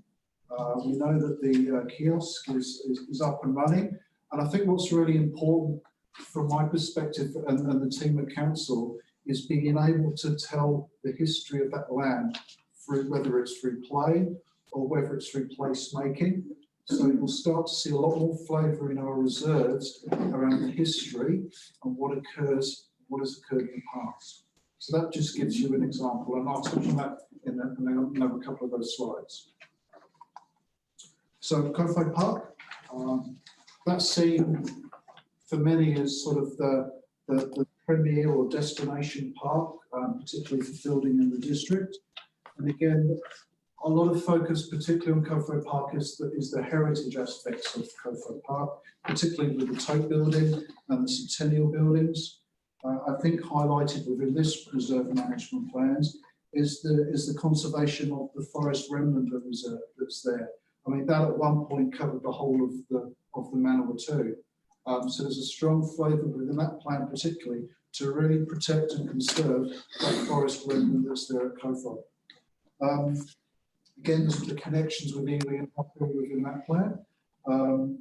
And I think really acknowledging the mangakino that runs through Kowhai Park and the work that needs to occur to protect that as well. So a lot of work with Horizons Regional Council. If some of you visited the park recently, you'd have seen the entry to the streams, where we're looking at beach entry, where we want to encourage play and we want to encourage recreation in and around that stream area. So through the summer months, you're seeing kids paddling and playing and walking up and down the stream areas. So you will see that flavour come through any of the reserves that have a strong connection with the Mangakino. So looking at the few images there, that's Johnston Park. So that looks at the Centennial Building, and that's looking back across the pond. So that was, I think, from the 30s those pictures were taken. But again, I think it's really important that we're telling the history that's occurring. District-wide reserves. So there's a number there. We've got 38 reserves in total that cover the wider district. And again, to provide and preserve. So again, a key theme coming through is our role in supporting the preservation of our reserves. So I won't list them all out there, but I did actually want to single out the work that's occurring within the Makino Reserve here. We've got the skate park going in. That work there along the Mangakino, that was one of the first beach entry points that we put down to the stream. And you'll see in a number of days when you're walking along that reserve, a number of children and families walking down to that stream area and playing along there. That was also one of the first reserves as well that's looking at the placemaking and the history as well. And there's some carvings and some artwork at the front of the Makino Aquatic Centre that have got the eel sculptures and really trying to tell that narrative. So we will start to see a lot more of that come through in our reserves in the future. I'll just ask a question in there. I'm just looking, so natural heritage, that's where a lot of the riverside reserves would fit in. Some of those there are. Correct. Well, they're all riverside reserves, aren't they? Yes. Do we have any reserves along the Rangateke, or is that all Horizons space? Mostly Horizons, yes. So there's a lot there. Yes. Nate, can I just ask a question? Sure. The old tote building? Yes. What's that? That's the old totaliser building at I thought it Kowhai was Park, part of the race which course. was, I think, actually one of the first in the country to be built. So it's got a large sort of historical significance and a lot of value. So that's a key building that we want to be able to protect and get better utilisation of. And you've been making reference to the Mangakino. Sorry? You've been saying Mangakino. Yes. Yeah. That's the correct name, isn't it, for the Mangakino? Yeah. Yeah. Yeah. In our, when we did our district plan hearing last year for precinct 4, one of the requests from Kowhai was to go back to the council original refer to it by its correct name, so we're starting to read that back. That was acknowledged. Well done. So that probably a little bit difficult to see, but that gives you an idea of the spread of reserves across the district, from the rugged north to the windy, windswept south, out towards Limotane. We're very rich as a district in terms of our reserves. A number of councils would probably be quite envious of the variety of reserves that we have. There's a number of councils that have very nice sports parks and so on, but just the sheer variety of reserves that we have across the district, we're extremely fortunate. Just touching on the coastal reserves, obviously a lot of focus on Himatangi Beach and Tangi Moana. I think what's fascinating around both of these areas is the history within Himatangi and Tangi Moana, whether it's the moa hunting that occurred out at Tangi Moana or the original fishing settlements that are out at Himatangi Beach. And going back into the early 1800s, where the dunes originally were, was where some of the fishing settlements were. So it's being able to tell that story through these reserves, these plans, being able to acknowledge that, and our role in being able to conserve and protect those areas. So that just gives you an overview of the Himatani Beach and the reserves that are identified there. Obviously a strong connection with the stream and the coastal areas. There's a lot of work underway at the moment, working with Horizons around dune protection and protecting the 4 dunes. Obviously, it's a very dynamic area with the dunes. So there's a lot of work that will be occurring over the 18 months, and including local iwi around the dunes and the work that needs to occur out there. Again, Tangi Moana. Ellison Reserve at Tangi Moana is the most prominent reserve out there. There's a very active group that works at Ellison Reserve, and they're very passionate around conserving that area. So again, there's a strong flavour within that coastal reserve management plan around the work at Ellison Reserve. Our sports parks, we're incredibly fortunate as a district to have some really good sports parks, Tamona Park, Victoria Park, Kimbolton Domain. We actually have an oversupply of sports parks. So we're well set up in the future if there is an increase in structured sport. So there's got to be a lot of work done with our regional sports trust and our sporting codes to encourage that play and through competitive sport. So yeah, that's our sports parks. And that just gives you an overview of where they're located. It's interesting when you think we've also got Rimu Park in Fielding. That used to be a very popular rugby league ground. The rugby league is no longer played on that reserve. So that just goes to show how sport changes so much and how that sort of dictates what that reserve is used for. So again, just recapping, we're sort of coming to the end of that sort of statutory sort of 2-month period for consultation. We're still in the role of key stakeholder engagement. So your feedback will be invaluable. From tonight's presentation, we'll make sure that documents are circulated to you for feedback. And we're sort of happy to take those questions, timeframes. COVID hit right in the middle of our sort of early consultation period.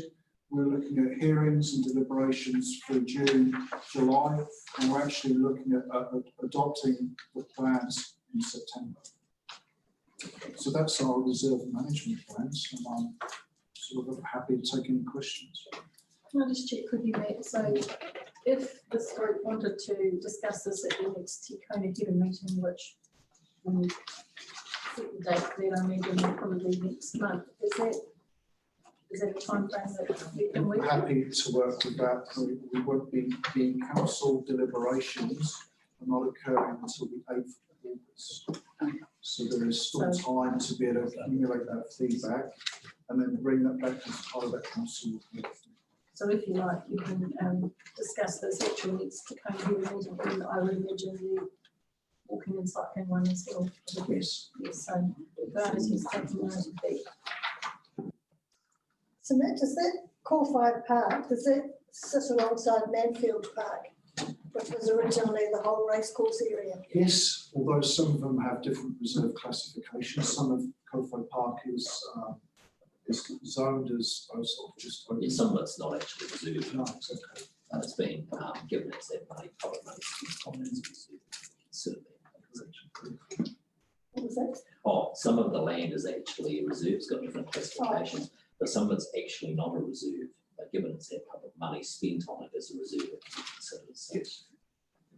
Yeah, so obviously recognising Coalfield Park and its connection to Manfield as well. Over the next 6 months, we've got a new playground that's going in at Coalfield Park. That's going to be in a more centralised location. So there's going to be a lot happening at Coalfield Park over the next sort of 2 to 3 years. So we're really excited about what's occurring. So if anyone had any more questions of which is hat that's going in the middle there, we hold on terrified and hope that you don't get bounced off when people are pushing you around. The hottest phase of item for council this year is the damage of the witch's hat. A lot of scepticism about whether a tree really fell on it. We had the photographic evidence of it. I think it received, over 250 comments on Facebook. So we were very conscious of that. Many of them over 70, I noticed. All I can say is watch the space with what happens there. One thing we're very keen on is keeping an eye on the past and how that old playground was there. So you might see a bit of a retro feel to the new area, which will honour the old days of that playground. Nice. So we're very keen to keep that in place. And the young children's playground that is over on the Meanfield driveway side is coming across, because we've had a lot of feedback from families that if you've got a mixed age of children, it's really hard. The toddlers over here and the big kids want to go over there. And we've also had a number of requests over the years for the toddlers area to be fenced. And that's interesting, so that little runners don't escape. I think the hidden gem is the forest remnants behind the old caretaker's cottage. Yes, once that caretaker's cottage comes out in the next 2 to 3 weeks, I walked around it with the team last week, and it's just amazing what is actually there. So over the next 2 years, phase 2 is actually to really bring that forest area back to life. We're exploring even things like a treetop canopy. So those are some of we're pushing. We want to be bold with some of our ideas. So again, once that caretaker's cottage, I think it's really going to unlock the potential that park has. Yes, I just sent Ellie a photo. We went walking to Kōwhai Park the other week on level 3, and I sent it to my team over in Dennyberg because we had a competition. So they think Kōwhai Park's this most wonderful little place in Fielding. Not little actually. It's a beautiful photo. Great. So these documents will make sure that they're available for you guys to have a read through. I'm sort of happy for you to contact me directly if you've got any questions. We'll move probably, as soon if you like to. Onto the other one. Yeah, might as well skip straight into the next one. So the other key piece of work we've been working on is the development of a walking and cycling strategy. So one of the key actions from the current long-term plan was a walking and cycling strategy. So I'll take you through that.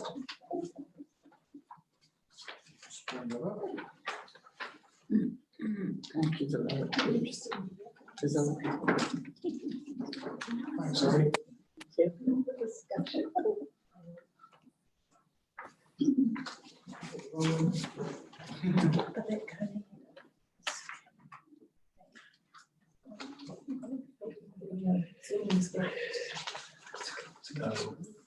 Kelly's just sharing the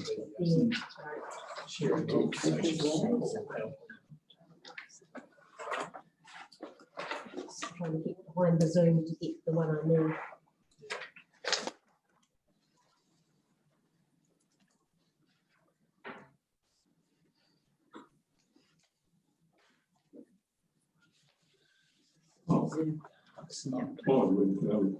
Just thinking, you go to move to Kōwhai Park, the toddlers one, or the small ones, right?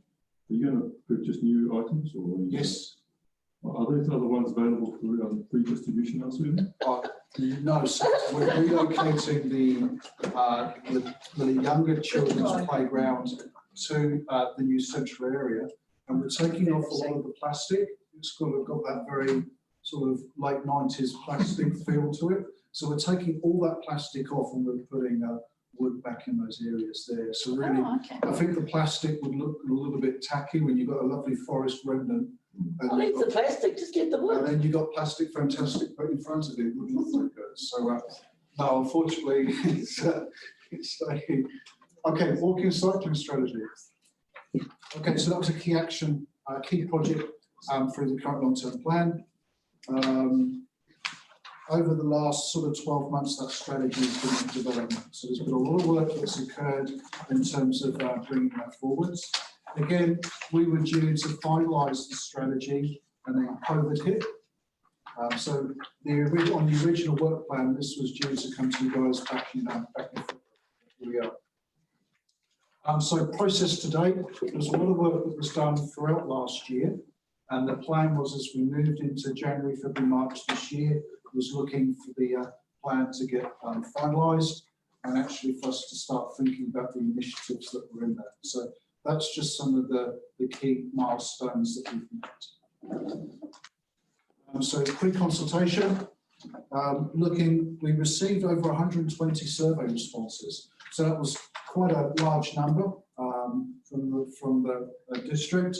A lot of feedback, interesting from the previous presentation, particularly around safety and safety around school areas. And you'll see a lot of flavour within this strategy around safety, particularly the connections to schools, and from schools to home and schools to towns. We conducted 2 farmers market sessions, and we do receive some quite robust feedback from our farmers market sessions. We have 1 or 2 individuals that are very passionate about their cycling. So anytime we do a farmers market session, they're straight in at us around walking and cycling, which is great. We have a stakeholder workshop session with NZTA, Horizons Regional Council, Sport Manawatu, and we also had council representatives and officers there as well. So that was a really beneficial workshop.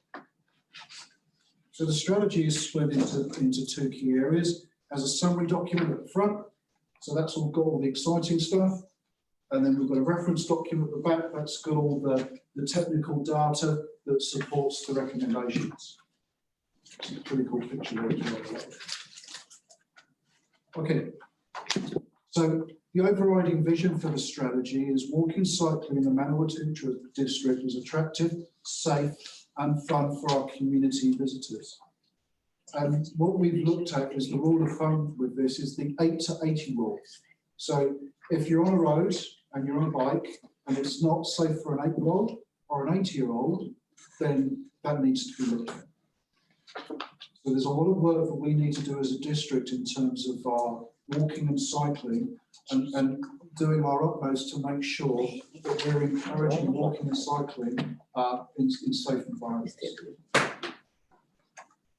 So I won't go through all those actions in detail, but we've got some business as usual actions, some immediate actions that we can take, some medium priorities, and future priorities, and these will weave into the next long-term plan. So there's 4 goals and strategic outcomes: connected and integrated, safe and accessible, encourage and support. So working with our schools and our transport advocates around the work that we can do, and develop and grow.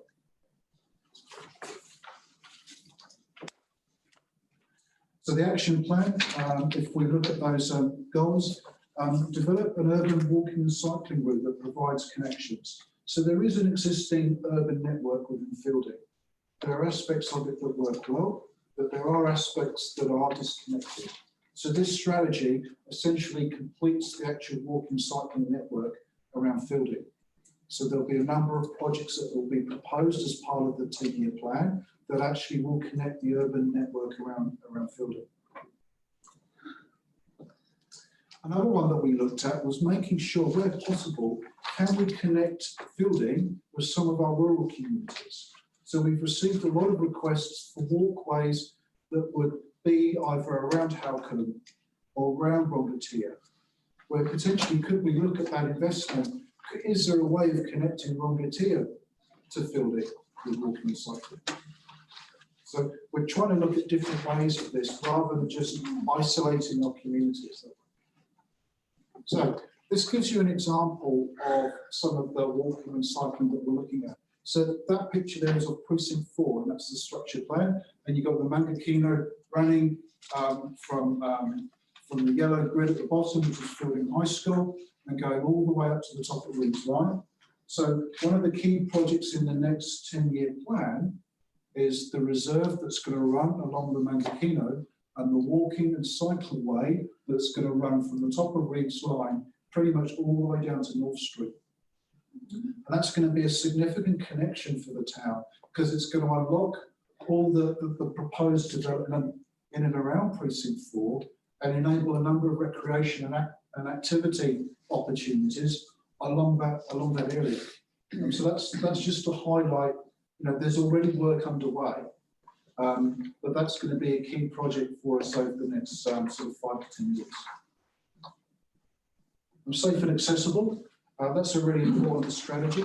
So improving the perception around walking and cycling.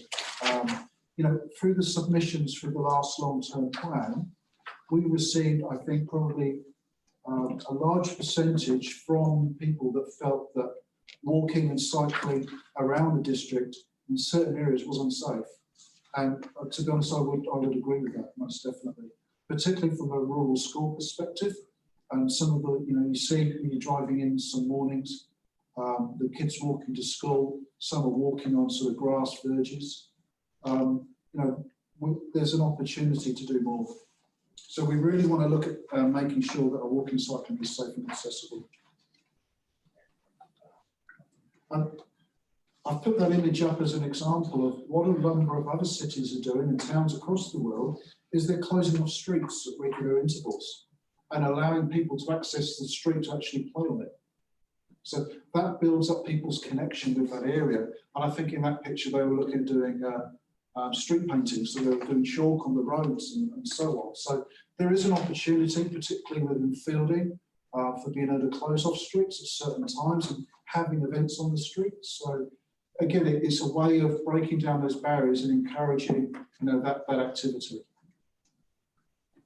Encourage and support. Interesting that the strategy is recommending the appointment of a walking and cycling coordinator to facilitate, administer and drive the strategy. So that's something that council will need to consider, is whether there needs to be a dedicated role to actually push and drive the strategy along. So that's some work that we'll need to do there. I'll put that image up, although a bit blurry, around the opportunity around adventure tourism and action sports. We've got some great trails and tracks, particularly in the north of the district. We don't, as a district, actually have a defined mountain bike club or, some really high-level mountain bike tracks. So there's been some initial discussions with our regional sports trust and potentially some private landowners around unlocking some of that land for some public mountain bike trails, which I think would be amazing. I think in the north of the district, we're right on the foot or the edge of that ski field area. And you think about the ski fields that during the summer months are being used for mountain biking. So we've got a good opportunity there. Develop and grow. So how would you compensate those private landowners? Question. Well, we haven't even got to that stage yet, but we have got some private landowners that essentially would like to open up that land for public access. So whether it be through easement or just permission of use, so we would enter into some form of agreement. There are a number of different ways of doing it, but yeah, we haven't got to that stage. So whether it could be reserve land that's repurposed, but we do have a handful of private landowners that are actually keen to be able to hand or not gift the land over, but provide access to the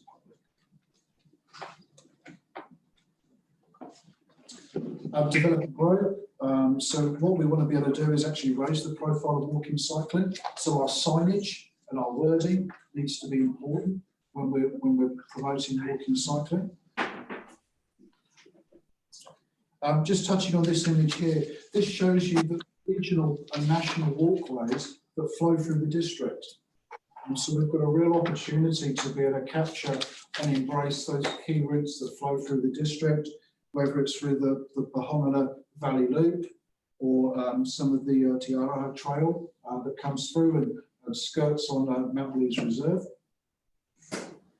And also the discussions around the city to sea and the discussions with Palmerston North City Council around the opportunity of a city to sea link from Palmerston North all the way out to Himotang Village. This next map shows you the proposed connected network. So what the strategy is identifying is there are a number of roads within Fielding that are either connected or disconnected in some way, shape or form. So what the strategy is recommending is ways to be able to connect that network. What's not shown on that route on this page is the Palmerston North to Fielding cycleway. So again, that is recognised within this draft strategy. That one on page 8 with the black one, the Te Araroa Trail, is that part of the National Te Araroa Trail? Yes. I've seen people walking along there and wondering what it is they were doing. Oh, yeah, actually, it's quite relevant to the AORANGI MARAE discussion because that's what one of the pieces of regular feedback we get about the Te Araroa Trail through the Vanuatu district is considering the short distance that we have, much of it is walking on roadside reserve. Yeah. So it comes over the Bulls Bridge, then goes up to Wilson Road, Naya Road, goes past Mount Lees, down Sandon Road into Fielding, and then goes out over the Aorangi Bridge and then over the railway line by AFCO and up Campbell Road. But most of those areas, it's actually walking on the side of the road and adding to what from Aorangi was saying. I've just written that down on the list. It's another avenue to another party to work with. Yeah. So one thing that the strategy is looking at is when we receive, what we do on a regular basis, receive a number of requests for a new walkway or a new cycleway to be included. So what we need to be able to work through is an assessment of that request. So how does that fit in terms of safety? And what we would look at is a ranking that would be applied to that road and what priority that sits at within the strategy. So does the funding request for a path, does that actually fit with the objectives of the strategy? So that's what the scheme prioritisation would look at. I won't go through every single one of those, but that just gives you an idea of the footpath requests that have come in the development of the strategy. And there's a number of them within Fielding, Halcombe, one at Himatangi Beach, quite a few in Longatea, and there are some other rural ones there. So these will be the first requests that will go through this strategy in terms of being assessed, and then we would consider whether we would put them forward in the next 10-year plan for inclusion. What's next? Again, COVID destroyed our plans a little bit in terms of consultation, but we're out the other side. We've got council submissions on the walking cycling strategy next week. And again, we're looking at deliberations and adoption in August and September. So again, really interested in your feedback. And we can, I'm more than happy to sort of answer any sort of further questions. Anyone else have any questions? Those community footpath requests, Halcombe Road, Hastings Street, Stewart Road, does that include street lighting?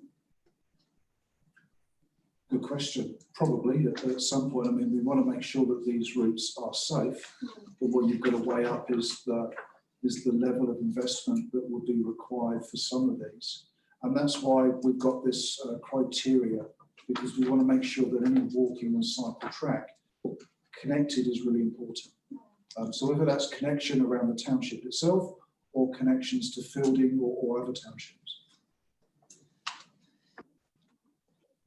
Given the comprehensive overview that AORANGI gave around safety, and there's a whole, I know Kiwi Rail's coming up around resource consents, but there's a whole wraparound approach, and it shouldn't be over to MARAE to just know who's who within the NDC or Horizon. So is it possible for the council to coordinate? A party of people. So you've got a planner there, you've got a transport person from Horizons, and you've got walking and cycling safety, because that would fit right in there and it's top priority. Happy to facilitate that. I've got a question. Do you think with all these places in New Zealand that are now got in these wonderful cycleways, wonderful walkways. Is there enough people around to fulfill all these good things that we're hoping to put in? I'll feel that. There seems to be very good evidence from around New Zealand that if you put good pedestrian access in, you put good cycle access in, and you put walkways and cycleways, people will use them. And I would, two examples that spring to mind, and I'm sure Matt and Brent can add others. One would be New Plymouth and Taranaki, where they've put a whole lot of walkways and cycleways in, and they're, you know, fabulous and they're extremely well used. And the other would be Rotorua, where they've invested in mountain bike trails, and it's become one of the key drivers for tourism in Rotorua, so much so that they've held the world mountain bike champs recently. I hear today that it was the first anniversary of the new walking bridge in Palmerston North. 600,000 people over the first 12 months. And the bike rail So I think, you know, one of the things when you look at Precinct 4 and the planned walkway and cycleway through that, because that directly connects down to Fielding High, you've suddenly created a mechanism by which a whole lot of school students who might potentially live in there can get to school safely without needing to go on roads by just walking, and you know, that makes a massive difference. I mean, as I mentioned, I spent part of lockdown in Wellington. For a while, the suburb we were in, it was like a district planner's dream, because there were no cars. Yes. And people would go walking either in the evenings or in the middle of the days, and literally you just walk down the middle of the road, because if there were people on the footpaths, so to create bubble space, you just walk down the middle of the road. The only people using the roads were walkers and cyclists, and suddenly the community connected in a way it doesn't with cars. It's interesting that the countries with the lowest rates of obesity and cardiovascular disease have the highest rates of walking and cycling, and that's the Netherlands and Denmark. And you only need to look at Copenhagen in Denmark, where they had really narrow, dangerous streets in the 50s and 60s. And they made a conscious decision as a country to change that. They retrofitted a number of their roads and avenues across the country to be probably one of the highest users of walking and cycling in the world. So it can happen, it just needs that commitment over the long term. And it is that I've been lucky enough to do a little bit of driving around in Europe, and in most European city centres, you are, as a motorist, you are moving very slowly, giving way to all cyclists and pedestrians. That's right. They are not giving way to you, you're giving way to theirs. This is a good change. And it's actually really nice, because you say drive to your hotel or where you're staying, and then you don't get in your car again, you just walk everywhere. So we've had an ideal opportunity through the development of Precinct 4 in making sure that the roads and the paths are of the suitable width to make sure that they're walking and cycling. Can I think e-bikes making quite a bit of difference too, that people who are they can cycle that far, knowing that you've got a little bit of extra help when you need it, encourages them to give it a go. Any further questions? Really need an e-bike. Sorry, I'm just going to turn my back to you, Matt. I was just reflecting on some of the conversation tonight about requests, you know, from the community that have happened a generation ago and still not being responded to. You know, no blame game there, you know, multitude of, but just an acknowledgement of that. I wanted to know, as part of the criteria in terms of assessing the priority, does you know, a number of these have been requests from the community, some have been identified, you know, by council officers or consultants as, you know, from their professional expertise. But does the criteria give include giving consideration to the length of time a request has been on the table? So the ones that are detailed in that, those were pretty much the ones that have come through the last group of submissions for the long-term plan, and those that have happened over the last 4 years. So that captures all of those, but it doesn't obviously capture those maybe that have been not long-standing, that have probably lost in the midst of time. So I don't think there's any set time period around that. If people have got a genuine request to put forward, then we will look at that. So I think that just gives an example of the range and variety of requests that we've received.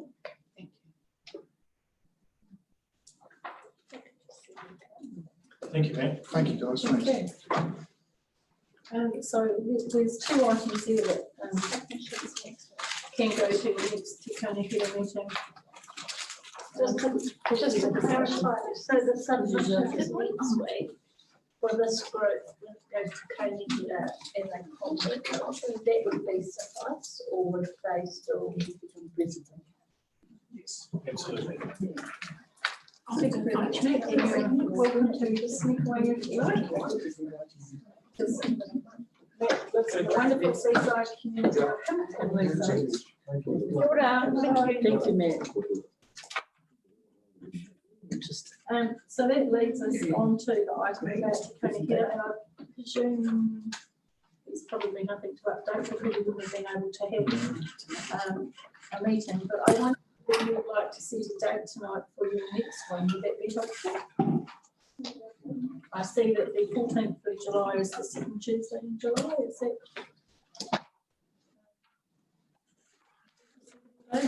What's that date? July the 14th is the second Tuesday. Oh, that happens in that, doesn't it? Tell him what, right? Just got Yeah. The rising of Matariki to sun.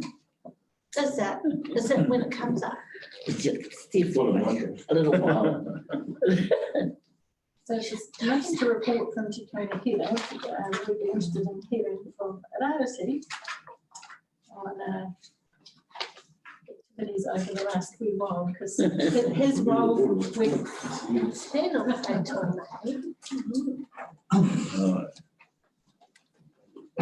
so welcome. Kuria me e te hau, horoia e te ua, whititia e te rā. Marea te ngā,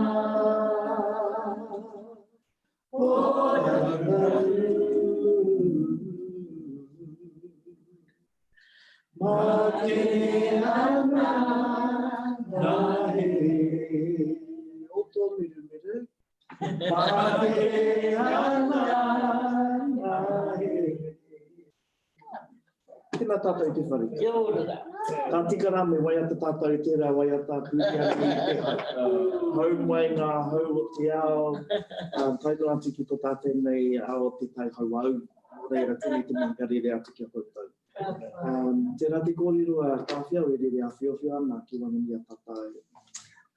Kia niwhiti ngākau ki ngā mahi a tawhai i te eko. Koera te kōrero ko tā mai au kia kōrero hia. Kia tākoto ki mo ki wangangi a tātou, ki nui te koutou aroa. Nō reire, tēnei te ngākau tui whakaiti noa e mihia me kawana kia koutou. So the kōrero that I came to carry and bring with you today is just a little bit of an update, because I only hold part of the kōrero for all our COVID response. And I've got a little bit of a picture here somewhere. Hi, ki reira. Ki ra mea. E tana pai ki muri. Hi, kuia. Hi. So just in the background, before I jump into the kōrero, just in the background there, the orange po that sits behind the kōrero, that's a po that was drawn by Hayley, te whakaotina Kiriana. So one of our whanaunga. And the po that he's drawn there is part of a community development model for Te Taha Tītanga. So you see in the middle of that po, there's a he wahine tēnā. It's a female, and you see a little whare right in the middle of it. So korea te whare tangata. So this is a kōrero that was supported by a whananga. And yeah, so just thought I'd introduce you to the illustration. Now, I'm going to rattle my mind to see if I can remember what's on this page. Tēnei kōrero, so this is our whānau, what is it? Whakapapa-based whānau-led response for us in terms of our COVID response. So just our COVID response for the North. And so what happened here in NDC, as we saw this coming, we heard a lot of movement on the ground. And so what our management decided to do was to, first of all, take a quick check and see how our whānau. So you saw an email come out to me and a few phone calls go running around the region just to check in with our marae, to make sure that our whānau were okay and to check in what the needs were. So that was the first response that we made. Whereas my Manu Taiko when our whānau were, just to check and see how you were. I got some responses back and updates about where the marae were at and what they were doing and how they were faring, which gave us a really cool indication initially of what was happening along the landscape. From there, I got the now go and help whatever needs to be helped. And so I did, and so I came out to the region, to the whānau, and we talked about how we were going to respond to COVID as kōwhata first, which then branched out to the wider northern region. So as a kōwhata leadership, we sat together talking about some of the needs of the whānau and how to best understand what was happening with our whānau. So the first thing we decided we would do is we set up this network. Now, before we set up the network, we decided, okay, we've got to have these governing principles of how we're going to do things. So at the top, in the light grey box, says governing principles, it says kia ora tū. So we just took the first two letters from each word, wātea, rangatira, and tuku, and made kia ora tū, tērā tukupu, kia ora tū. Ko te wara he pupua no mo te koingo, so wara is another word for desire or dreams or aspiration. And ka tū, to stand those up. So first of all, the principle we had was kia wātea. So in this space, it was really important to create space and to hold space for our people. And so that's what we did. We created spaces and we held it for them. And we also gave time to those spaces and times to the processes that were required to help and support our people. The second one we decided to do was to follow the principle of kia rangatira, to remove the barriers and provide resourcing for our people to become their own rangatira and not to become rangatira for them. We still had leadership and support, but so that they could line their own whanaunga up and they could act accordingly. An example of this, we had access here to people who were going to shopping for the whānau, but if the whānau had if the whānau had vehicles, and they wanted to go shopping themselves, then we would provide the resource so they could go buy their bike if they needed it, as opposed to doing it for them. So it helped them to become part of their own solution or their own resolution to some of the value that they were experiencing. So just removing barriers, clearly to remove the barriers and provide a resource so that they could still help their people. Kia tuku iho throughout this whole process, Che Wilson talked about to think past ourselves and beyond ourselves. And tēnei te kōrero, even though we were caught in this whole system and this whole process, we gave forethought to what we were waking up, and what we were creating, and giving thought to what that might look like after. An example of this is we woke up a younger leadership. Our leadership here in kōwhata, right across the north evolved. And so some of our people who normally take the forefront held other positions in other spaces, while we ignited a youthful leadership that kind of started doing the running. And so part of that was to now think, as we were waking them, we thought, okay, now they're awake now, what are we going to do with them later? So it was to give a bit of forethought around how we manage those things that we were awakening. So those are the principles on which we operated here within the North. Our iwi priorities, so for us, our priorities were here in this little box here. First of all, it was to contain and minimise the spread. So you saw some of our uncles actually doing lockdown, some of our kaumatu were in lockdown. Before it reached level 4, they worked in level 4 information. Before level 4, I think Hiniwana, they put them on level 2, they were in level 4. So they progressed them really quickly because of the risk of exposure to these things. Some of our other kamata locked down, but I went down, they started closing down really quickly and communicating that across our people. So each of them knew and understood how we were to respond as Māori in the space. District Health Board advertised, I think 70 plus was the age group of vulnerability for elderly. For Māori, when we discussed with our leadership, we confirmed and defined 60 plus for Māori. Given some of the longevity of life, the issues, the health issues and the states in which they represent and some of the negative states nationally, and also in terms of the access to health support. So we regulated the age and we put that out there for our whānau, and that was communicated across the networks. I think Te Tihi started to communicate also in the same way, They brought the age group down. So it was to contain and minimise the spread, continued access to kai and drinking water. So while we were saying stay in your bubble, if they had no kai, they had to pop out. And so we were doing what we could to make sure whānau had kai, whānau had services, whānau had resource. One of the septic tanks, I went to think for one of the aunties went haywire. So, you know, for them to stay in the bubble, we had to sort them so that they could still maintain their place. So maintaining utilities and social connections was really important, and that whānau was safe, well, dry and warm. Priority of people, we identified how we were going to deliver this, share the resources. First of all was our kaumātua. Once our kaumātua were taken care of, then we would make sure we can contact and keep an eye on our hapu māma, those who were pregnant, and then those who had tamariki 0 to 5. After that, we looked at others in terms of their vulnerable health issues and in the wider whānau. So there was a priority in which the resources we required or acquired was distributed amongst our people to make sure that we were clear about how we were doing this, so that no one had favourites.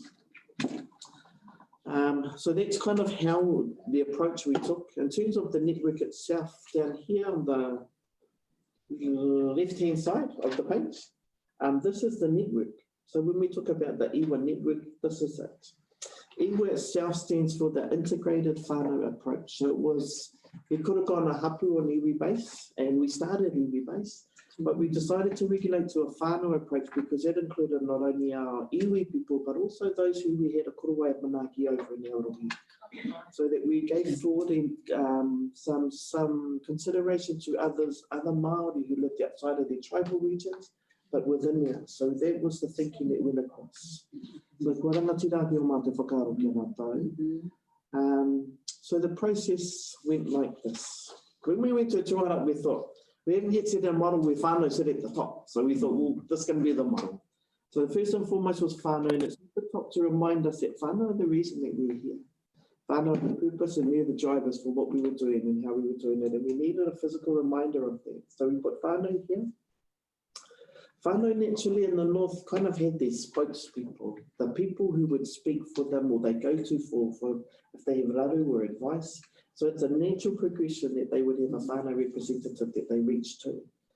And now when we put out to call for whānau volunteers and to stand as representatives for their whānau, whatever that meant for them, we got 121 responses. 121 names throughout the north group were submitted as to be a whānau rep for the whānau that they reached out to. Once we had the reach to the whānau, so this is kind of our kumura mind, we needed somewhere for them to reach into. And so we created the network, which is comprised of these three teams, the info team, the resource team, and the delivery team. The info team, the team leader for that was Bridget Bell, so that's Uncle Genesis niece, Auntie Barbara's girl. So she led the info team, and part of their responsibility was merely to receive information from the whānau reps. So if whānau had an issue or a resource that they needed, they'd reach into their whānau rep, who would then reach into the info team to hear the information. This is what we need. So it was instant, it was as the whānau needed them, so it was quite quick. The info team would fill out a spreadsheet that they would capture this on terms of a spreadsheet, capture the info, and then they'd push, once they've finished receiving that information, they'd push it to our response team. The response team was Our team leader for our response team said a Napier. She wasn't actually even here. It was Amor wrong, so still Whanonga, but she was a Napier. So we started to get this whole thing of, actually, whānau over there can still help out. So we reached outside of our tribal boundary, started jumping a few, ended up in Kahunu, and Amor came across. So she ran the team. There was a local team of 2 with her, sitting under her, and she directed them.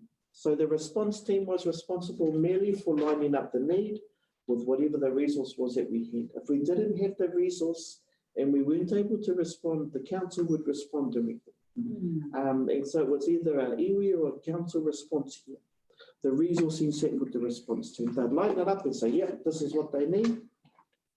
Once they'd figured that out, they'd push it through to the delivery team, whose sole responsibility was to deliver the resource. If it was kai, their team would get the kai to the whare or provide a way for the whare to get the kai. If it was water, they would make sure that the services were available and connected to enable to them to deliver on that resource.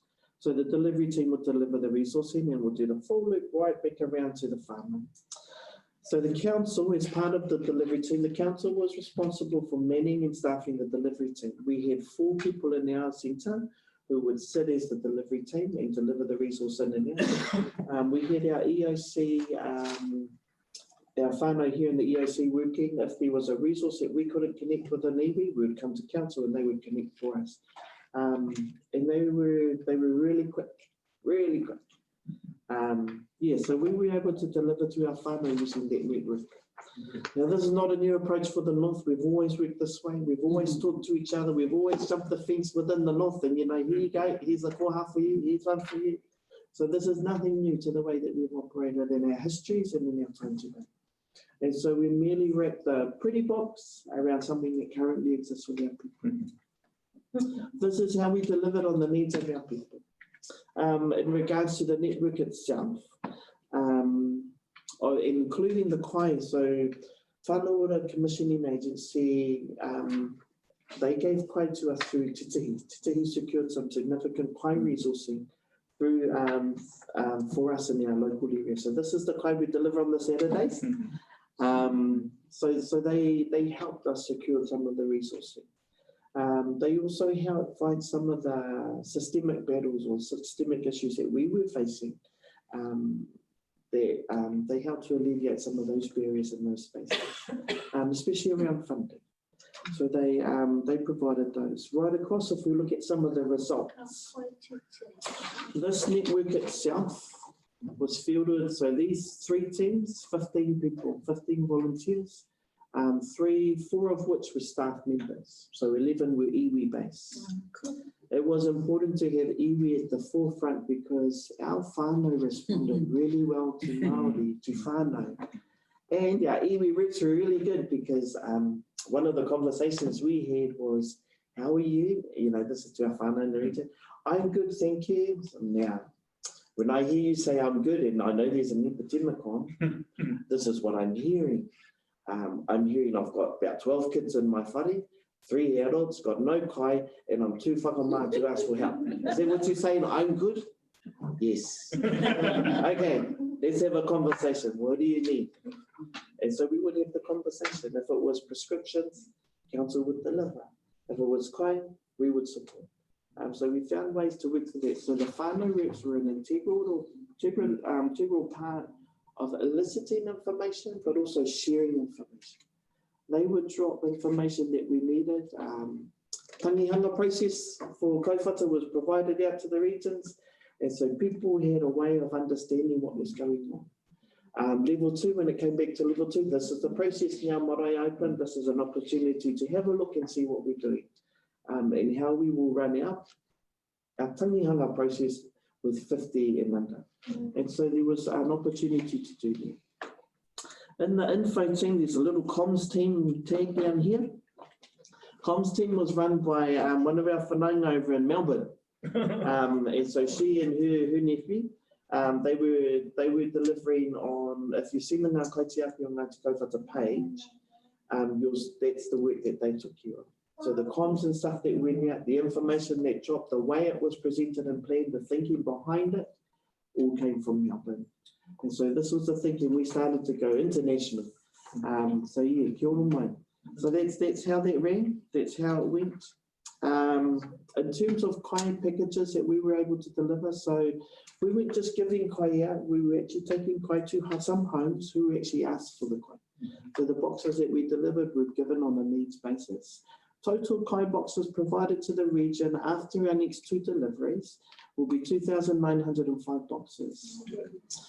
The requests that were fielded through this, so they were specific requests and tailored responses, 230 to date. The volunteer hours surrendered by our whānau, and this isn't including the whānau reps, 5,370 volunteer hours. And if we totaled that up into some monetary figure, at approximately $21 an hour, if we had to pay them, that's 113K investment from iwi and the response itself in the volunteer network. So these are some of the things we were able to achieve as part of the iwi network that we established. Moving forward, whānau and whānau reps still exist for now. We will close this loop on the 21st of June, that's this month, so next week we close, we finish. These 3 teams have now concluded their service to the network and they've been folded into now what now is being delivered by our navigators, so Vanessa and Nathan Tani within our region in the north. If there are people still reaching in for claim support, they are the ones who field the inquiries. So at the moment, that's kind of how this process runs. We've still got 2 deliveries to do, so kia kaha. Thank you. But I do need to acknowledge behind me, Tomate Tuakana, Auntie Millie, Uncle Skip, right from the start. These ones have been vigilant in sharing their kai and delivering the kai as drivers in the service of our people. Every week we've been going for how many weeks? It'll be 9 by the time we finish. We've done 7. Yeah, 7. So 2 more, 9. 9 weeks. We had 9 weeks, but there were 2 weeks with nothing, but 7 drops so far. So koe reira. So e mihi ana kia koutou, e toha ana kai ki ngā waha o tō tātou nei rohe. The other acknowledgement also to tō tamahine, Norway. So I was told, when we started, I was told you need someone else to jump in your seat so you can go and have a break. So you're playing week on, week off. And so I thought about all the people that I could possibly reach out to, and Norwayan was the name that came to mind for me. And so we reached across the Palmerston North, we secured new services to Manu Taiko District Council, which ended last week. And Norwayan has been carrying the mantle for us while I was somewhere else. Yeah. So in between us, we were able to carry that kōrero. E nis ka tika, tana kaha ki te mahi. So mihi kawana kia koutou morangi o tū. E tū mai ana hei tuara tōtara kia tātou. Thank you for your support. Kia ora. And the other one is, I need to acknowledge our leadership here in Manu Taiko District Council. So right from the top, from our mayor to our CE, to our leadership here, to our exec, and to our councillors, and for the way that they have responded in this epidemic, being very fluid. I think agile is the new word, agility, but they have been very agile in investing in the way that iwi wanted to respond. Through all my, I've looked across the different rohi and the different councils, and I can say I'm very proud to be part of this council. We actually invested in the way Māori wanted to respond and just gave full resource to what was required to help that happen. So my release through the days was granted because of our leadership here, and so I'm very grateful for the opportunity to do that, but also when we work with our Māori, we know that it's not a 9-to-5 job. And so they're very flexible in allowing me to operate in a very authentically Māori way. And provide me the time and opportunity I need to do it. So, authentically Māori. Ai, kuia. And so they have provided every resource that I've ever needed in this response to do this. And I know there was much more that they would have provided if I had asked. So kia koe Brent, ngā mihi, kia koe Richard, tainua atu rā kia koe Miha. Tēnā koutou. So that's my report, and grateful to table that before you. Kia ora mai. Wait. Te te mai ngā iwi, tātou e. Te te mai ngā iwi, tātou e. Whai a te maramatanga, me te aroha. Kia tapatahi, kia patahi rā, tātou e. Tātou, nahi wa tui wha, kia urahi. Tēnā tātou.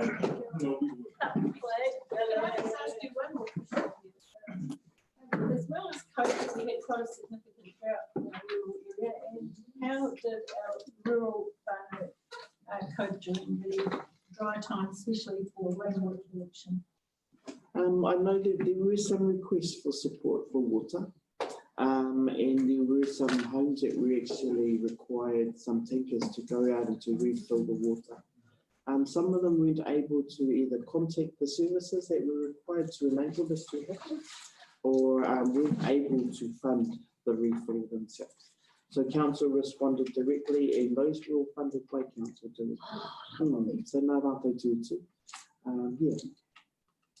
And I think it's fairly clear that the efforts of the team here have been outstanding. I'm sure that we could teach a few other councils a thing or two. Should we charge them? So I've heard such good feedback. I was at a DHV meeting the other day where Sharon Woods commented about how you do things too good over there. It's a too good an example for us. So it's certainly being talked about wider for us. So we thank you for all of those that were involved and supported.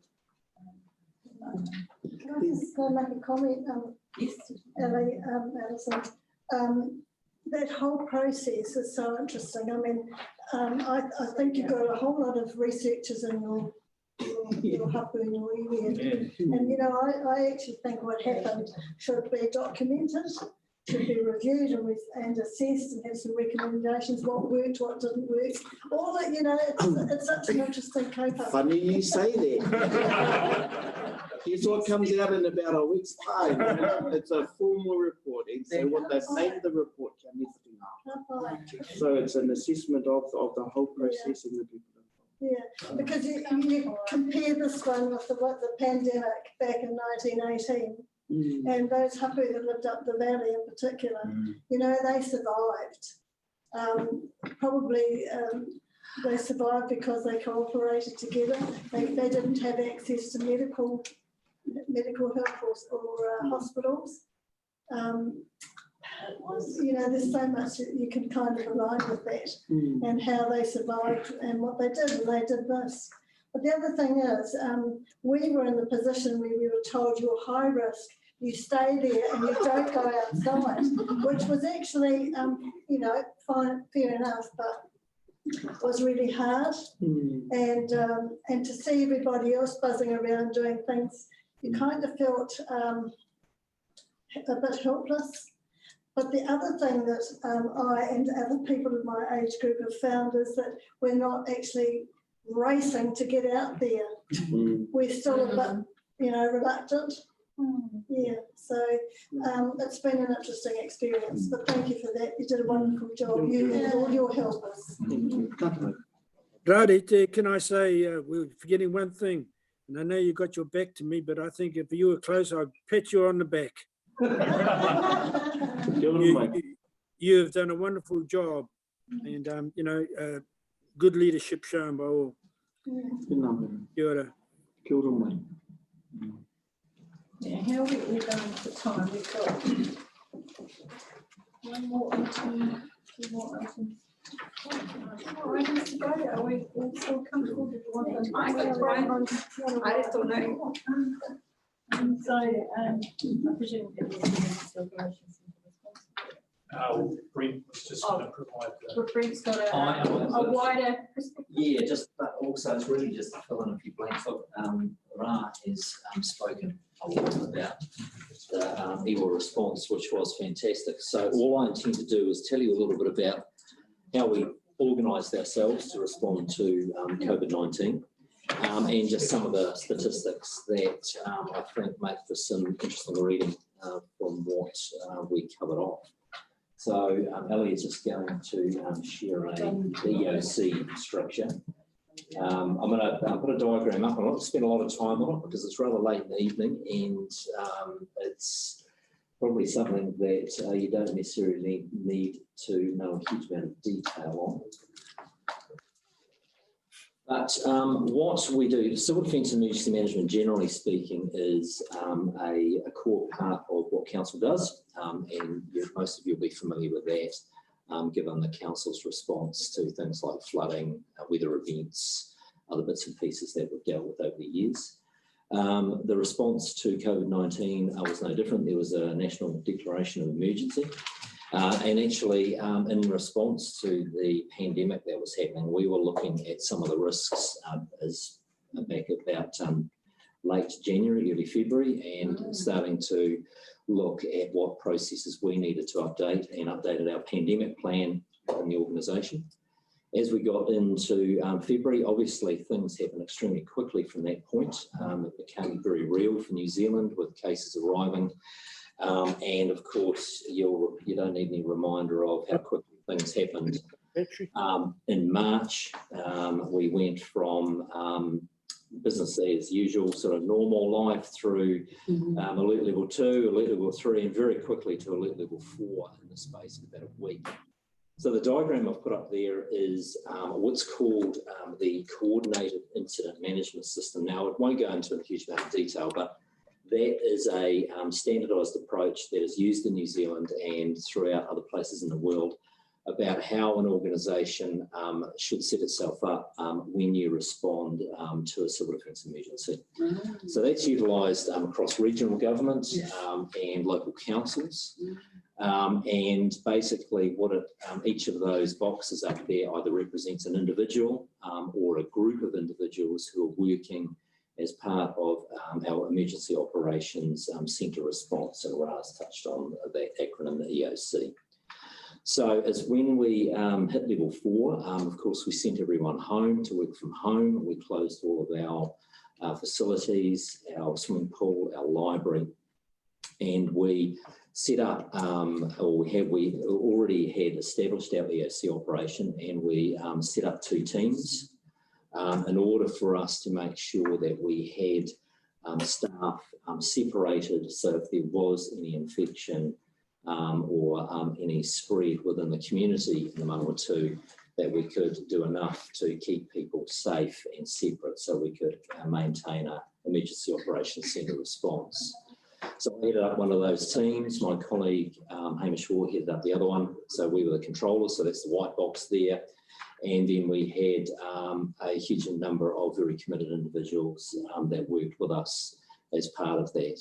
The key response really for the COVID one sat in that blue box over the far side, which is the welfare response. And Rariki has already talked about how we responded in respect of the whānau response.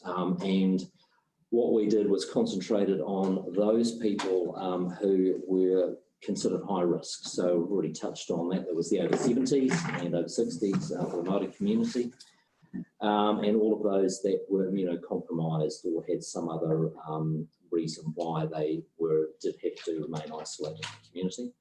We very rapidly set ourselves up and set up systems and processes to be able to respond to the need that was rapidly emerging. That really focused around the ability of people to get out and source food, so to do shopping for people, and also to provide some medical assistance in that we were delivering prescriptions on behalf of the medical centres and pharmacies around to the community. We were able to redeploy a lot of our staff from the pool and the library to become delivery drivers and those shoppers, and that worked really well. And we operated on a 5-day-a-week basis here, Monday to Friday, and just monitored things over the weekend. We didn't feel we needed a 7-day-a-week operation, and that seemed to work very well. Just some of the figures that we had about 472 requests for support. We delivered some 4,350 prescription deliveries. Over the time, we did 749 grocery shops and deliveries. Through the EWA support, 26 sort of individual responses. We also did a number of food parcels and deliveries from Salvation Army and Manchester Health Social Services. It was around 691. Number of food parcels given out by police, which is 42. Care packs to enable supported people to resume shopping, 150. And the approximate number of people that we supported throughout the response is 1,164 or thereabouts. I don't know if Frances is still on the line, but Frances and her team, Frances headed up alongside Janine, the welfare response, and we had quite a large welfare team. Her worship here was involved in that as well, and there was regular catch-ups with various social agencies and others on a daily basis throughout the response. So, yeah, Frances is still there. She might want to chip in with a few comments on how things worked from her point of view. But we were all up, I think, 7 weeks, 7-8 weeks in operation. We closed down the EOC a couple of weeks back now and handed off the last few people back to MSD for that ongoing support. And we moved into the recovery phase. So a lot, including Frances, has transitioned over into our recovery team. And we've got a recovery team in place that's focusing on the social, the economic, and the rural environments being ones that we need to support. Obviously, alongside it, as Alison's touched on, there was a drought also happening at the same time. So MPI and the Manu Rural Support were active over that time because, of course, the farming community was continuing to work, continuing to have to produce, do their sort of rural food production or what have you in some pretty trying circumstances, environment, so it's pretty tough. So while the COVID response, I think our council handled it very well. We shared a lot of our processes, procedures with other councils who were, struggling to set themselves up. So, including Palmerston North City Council. So we were able to share all of our resources and tricks of the trade with them. So that helped them get their systems and processes set up. And obviously they had quite a large scale and they concentrated on food packages for people as opposed to doing shopping for them, which we did. But obviously large population, so they had quite a lot of activity in that space as well. So I guess that's it from me, Alison. I'm happy to take any questions, but happy to for Frances to chip in with any comments as well. Would you like to add on any comments there?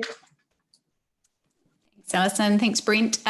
Just that it was a real pleasure working alongside Norwan and Rarite through the whole situation, and of course the other members of the welfare team, Janine, Penny, Stacey, and the other welfare managers, and all of the staff. What I suppose I'm really conscious of is I think it's really good to kind of recognise and celebrate what has happened and where we've got to, but we're also really conscious that there's still a really long road ahead for the recovery. The economic impact is already starting to bite, and we're seeing that at quite a personal level. So we know of lots of council staff who've their partners, their spouses have already lost their jobs due to COVID-19, and we're starting to see the impact in the wider community. So whilst we think that the Manawatu will probably be slightly more insulated than other parts of New Zealand, because we've got our agricultural base and because tourism isn't such a big factor for us, there is still quite a lot of pain ahead in the community. So we're just conscious of that, and that we need to keep working with you all and with all of the community groups around the Manawatu to make sure that we continue to provide the awhi, the support, the manaakitanga, to get our people through not just what's happened now, but also the coming months and years. Francis, did anyone have any questions for? Yeah, I've got a couple of, well, not really. Oh, yeah, I do have a question for you, Madam Chair. So in terms of feeding upwards to, you know, to the mothership about what happened, you know, as everyone obviously has to do, that will include the Māori response. Yes. Yep. That's what I'm thinking of. So in Māori, then we have National Iwi Chairs Forum who worked and did their thing directly with government agencies and lobbied Ashley and Jacinda and others. For example, they got the rules around tangihanga changed pretty early on in the piece because it was way too harsh. Yeah. So they got some of those relaxed, but that happened at that level. Yeah. And there's a number of other things that happened in that national space that will get, you know, added in at that space. The other thing about in terms of our Māori response is that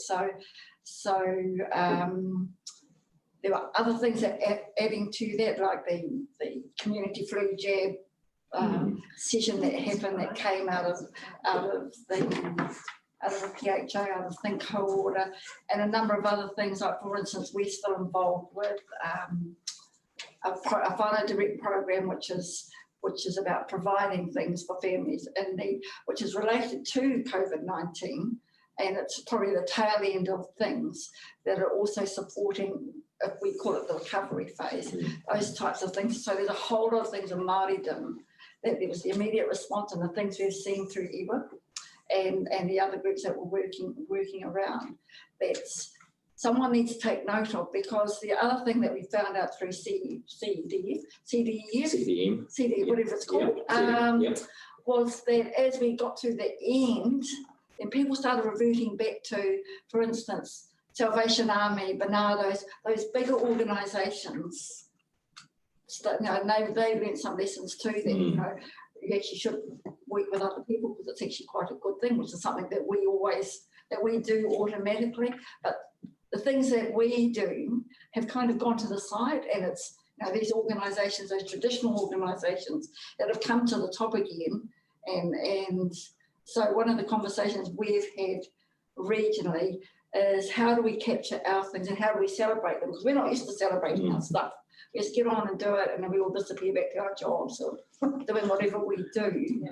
And we don't get any traction until something like this might happen again. If I think about, you know, when the Wanganui with the floods and Chris Kumero, and they've been here before, and Turn Horizons, all those MARAE and Iwi and Hapu came together and did a similar thing in terms of, but if we don't keep, or someone doesn't keep doing it on our behalf, like putting it in front of people, we just tend to fade away again. And people do go there, oh, that's fantastic, how did you do that? Oh my gosh. I mean, they were overpacking boxes again today, however many boxes.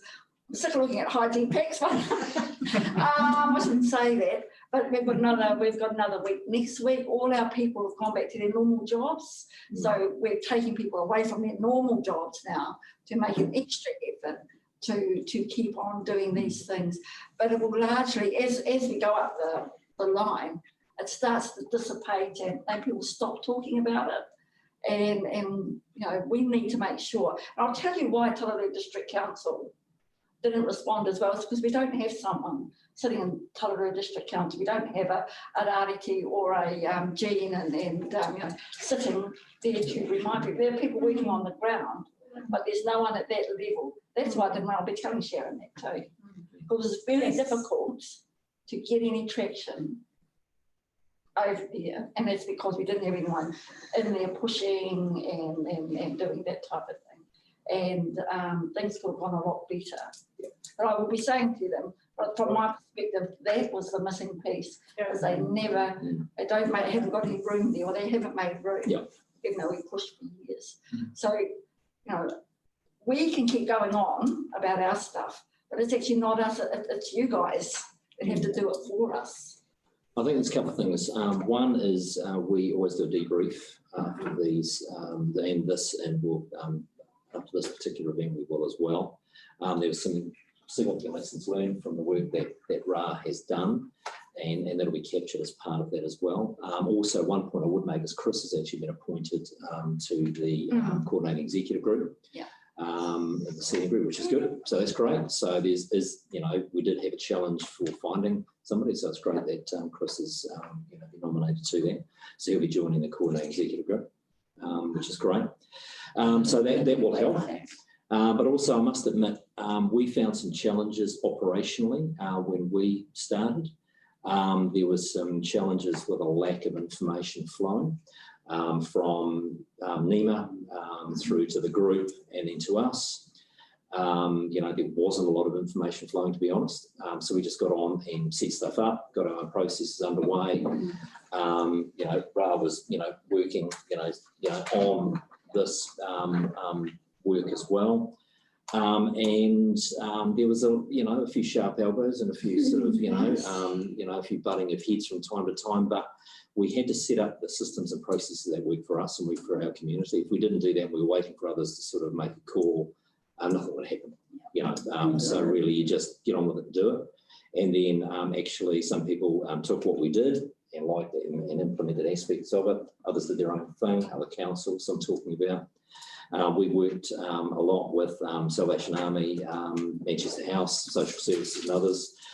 We funded the food banks, and once again, we started doing some of this before central government then came in and said, that's something you can actually go and do. We just thought, well, get on and do it, and tough luck if we can't claim the money back. There's a few things that we got a bit ahead of the curve. As it turned out, it was fine. Things sort of caught up and what have you, so it was no harm done. But they were just decisions that we had to make at the time. Had the support of Richard, had the support of the council, so we just got on and did it.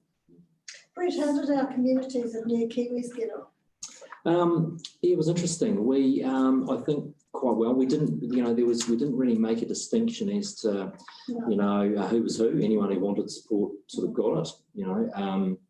It was a bit of a challenge, I think, we had a little bit of noise over some challenges around particularly our Pacifica community, which is quite small in the Manu Taiko district.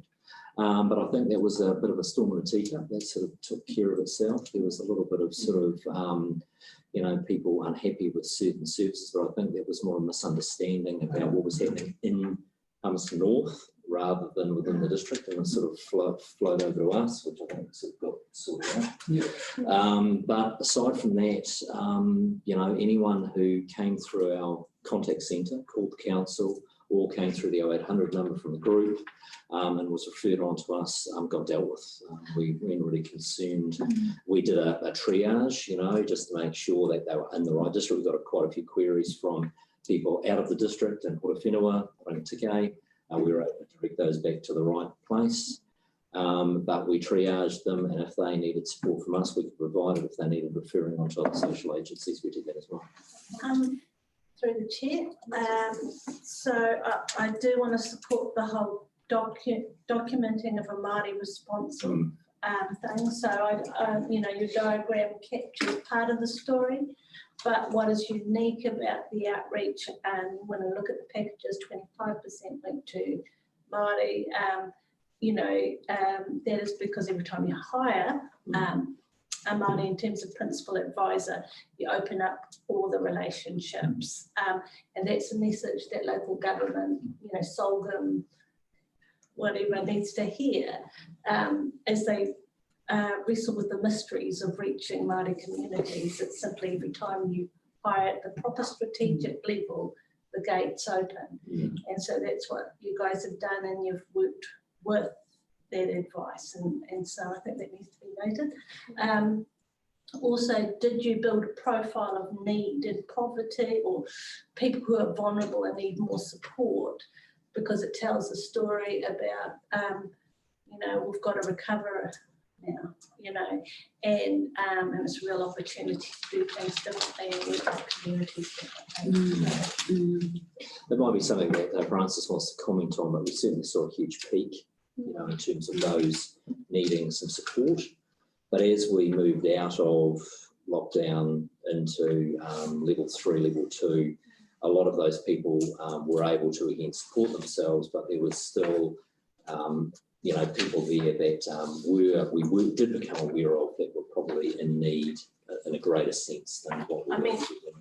Capturing in terms of policy and strategy and planning around areas of need, you know. So when you look at public transport, and when you look at access, and you look at schooling, and, you know, so there's that. Yeah, absolutely. Is that something that, did you hear the question, Francis? Would you like to comment further in that space? No, I think Brent's covered it. I also think it's very early days for the recovery. So one of the really interesting things is that right now, the demand on both our food banks is significantly lower than pre-COVID levels. And nobody can quite explain why that is. They're both bracing for when the next wage subsidy ends, which I think is sometime next week. And then there's another tranche that will finish in sort of July, August. So there's a few kind of unexplained things that are happening in terms of community need at the moment, but we're just working really closely with those people to make sure that where the needs are identified, we're right on top of it. The other thing that I was going to say about our migrant communities is that Linda from the multicultural group was part of our actually our daily welfare agency call through the response. So she was really plugged in and making sure that those communities were well supported. One thing I would say is that with the response phase, while it involves a lot and there's a lot of activity going on, and I can say from someone who's been involved in a number of responses, in some ways the response is I won't say easy, but it's the shorter term, all hands to the pump stuff where everyone's, you know, pretty focused on getting stuff done. The real challenge is the recovery work, and that's tough stuff.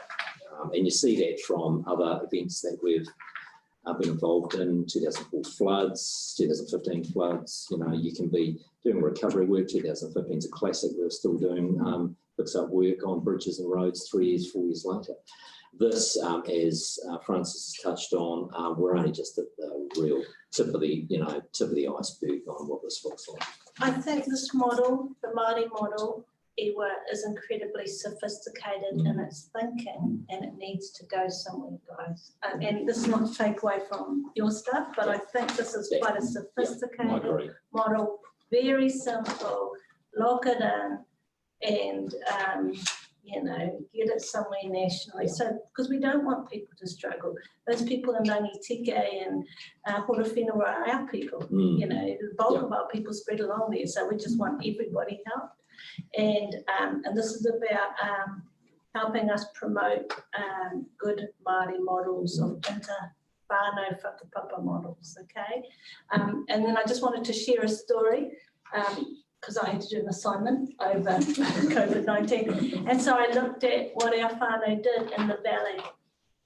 And I found a kōrero about Kiriama Tingako, who's one of my aunts. And he took, the story was passed down by Uncle Kelly about how terrible it was in those times, and people used to tie a rag to the fence, and they used to go and pick people up, and they knew that it was time to pick somebody up. And they had a minister with them, Koro did, but that minister died. So it was left up to him and his cousin to go pick up those people and bury them. There was no tangi back in that time, and he learned to do the karakia and put them down as best they could. And he had his own process. He would start at the top of the hill, wash himself down and have a prayer, and then be with his family. So, but the death toll was terrible for our families. And the effect, rural poverty, you know, I am interested in the patterns that we see here. And that's why I say, let's, you know, honour those people that came for help. And also the fact that people had packages might have alleviated poverty. Is there a way to distribute income and food more horizontally on a more long-term basis? Is that a question? Is that something to lift us to a better community? I must say that, look, I agree, that system, you know, that was developed is fantastic. This stuff, yeah, we all know that. and it's easy, you know, yeah, that's pretty standardised. This is pretty unique and a pretty fantastic piece of work. However, it was important to have the two. Yeah, absolutely. And I think we celebrate, you know, I love iwi chairs and all that, but these are things that work. And this is what community needs, so document. Right. Being told. Thank you very much. Thank you. So, I think the next item we have now is an update on the community development strategy. I think that was actually going to be Janine, but she was unable to be here. Oh, she is. She is. Great. I wasn't sure if she was still there. And I was just checking because I know Janine's often been bumped off at the last minute. So if everyone's still okay, we'll squeeze Janine. Yes, indeed. Welcome. Kia ora, everybody. It's anticipated that we will give you regular updates at each of the hui for Ngā Manu Taiko, just to keep you abreast on some of the major work that's been done through this magnificent document that Council had that came into effect on the 1st of January. So we've had a couple of presentations through the last 12 months possibly on the development of the community development strategy and the actions that were contained within that. So Council went through, they had a workshop, or beg your pardon, it was a council meeting in April where Michael Hawker, the project delivery manager, took the council through the various actions and what phase they were currently sitting in. COVID naturally has pushed back a few of those actions from actually getting some traction. But we've just gone through a priority services application process. Some of you might be familiar with our priority service applications, are very similar to the former partnership funds. So they're the contracts that we have with the various not-for-profit and charitable organisations within our district to deliver on specific services. So Council gave delegated authority to an assessment panel to make an assessment on those applications, and we received 22 applications valued at $972,771, which is an amazing amount. But our budget, unfortunately, was just a third of that. So the assessment panel had their work cut out for them yesterday when they met. But we have done our assessments. We're just going through the process of finalising those decisions. But out of the 22 applications, there's potentially 14 that have been approved, and they link into Council's priorities that stem from the community development strategy over a whole range of different activities. So Rebecca, our strategy manager, is also online. There's a number of action plans and strategies that have either started or about to start, which is intended to have them completed over the next financial year. So Rebecca, would you like to give an update on some of that work that your team have been working on?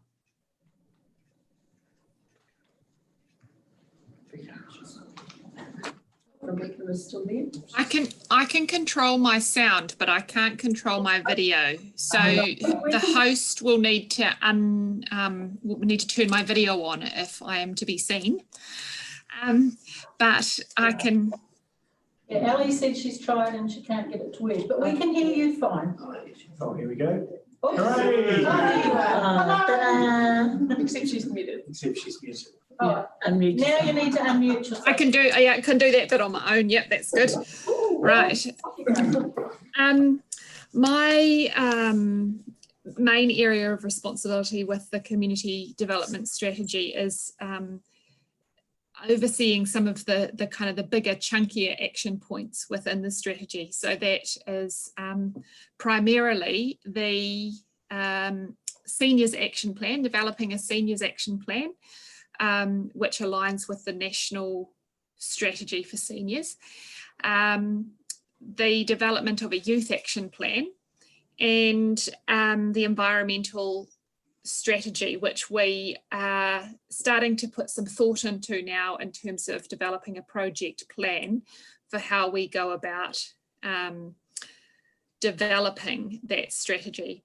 So while there are many actions within the community development strategy, the area that those areas of the kind of the big chunky bits are that I've just outlined are my main area of responsibility.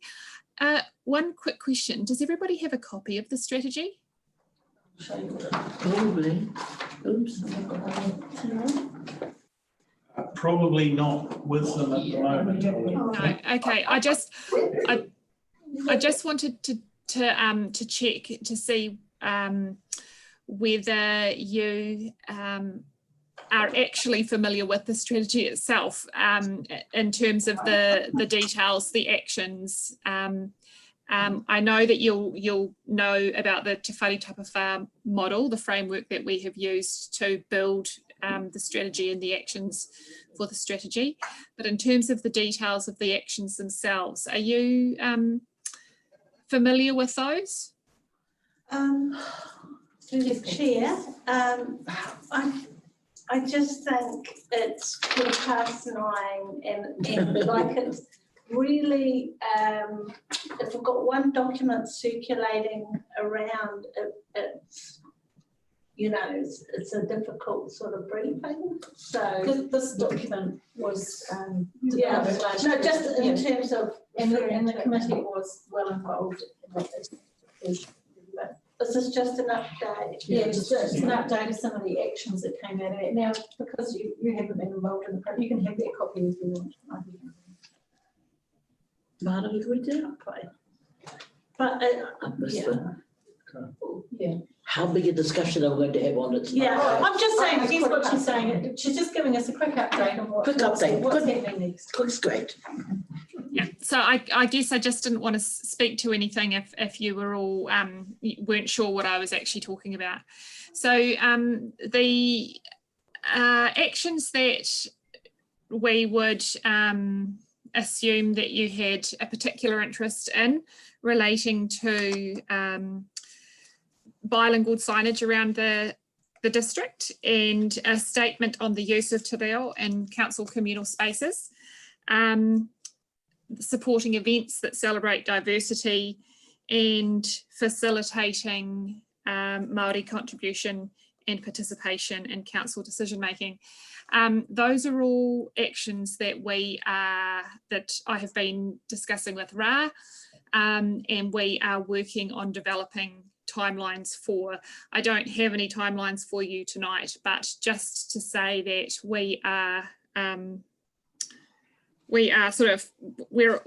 we're in the planning and discussion phase of that. So, and we will certainly come back to you with any progress that we do make there for your input on those things. Thank you, Rebecca. Something else, I guess, that can be, if you have the time afterwards to phone and get a meeting, I'm sure there's some. We've got a list. Keep it going. Another thing to look at and take away. I'm just wondering if we've got any of those down in reception for anyone else that may not have one tonight. So, thank you very much, Janine and Rebecca.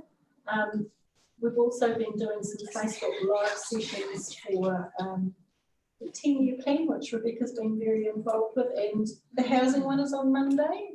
Yes. Yeah. So Hilary and Brent will be doing a live session on Facebook Monday at 7 p.m, which you can tune into live and ask questions, or you can watch delayed coverage and just watch what other people have typed. And it will be around housing, affordable housing, social housing, etc. Should the council be involved? What are the issues in the Manawatu district around housing? So that is a really important conversation. Did you say the LTP? Long-term or 10-year plan, it's called these days. So we're working towards our 10-year plan, which actually doesn't go out for public consultation until about, is it March next year? Yeah. Yeah, is Ra still in the room? Yes. Yeah. I don't mean to dump you in at Ra, but you may just want to give the group a heads up on some of the things we've been talking about in terms of discussions with iwi Māori in relation to the 10-year plan. So there are some key kaupapa that are popping up through the 10-year plan. And so what we're looking to do is we're developing just a one pager because we like one page. And I will be bringing those to you individually to sit and to talk with you so we understand the kaupapa. But also so you know how it fits into the framework of council and what that means for us specifically. Some of the kaupapa we're looking at is around the housing will include something called papakaina. And what that means in terms of our aspirations, the iwi aspirations for the whānau. I know the Valley have an aspiration of bringing 100 whānau back to the region. So what does that mean in the context of this plan? In terms of housing, infrastructure, those kind of conversations. So we're trying to tailor them so they fit with iwi discussions that are currently being had. So those I will bring to you directly. So Rebecca and I are currently working on the one pages. Within maybe another week, we'll bring those out to you directly. But we'll send them ahead so you can have a read through them and start some thinking about it before we arrive. So era momo kōrero. The other one, so this kōrero here in terms of our community development strategy, there are some key conversations we've had in the kaunihera space that we're just going to bring back into our next hui to reignite some of those conversations. So some of them we've already heard. I'll bring the records so that we know where we've been and then we can set our direction in terms of where we're going after this. Ka pai?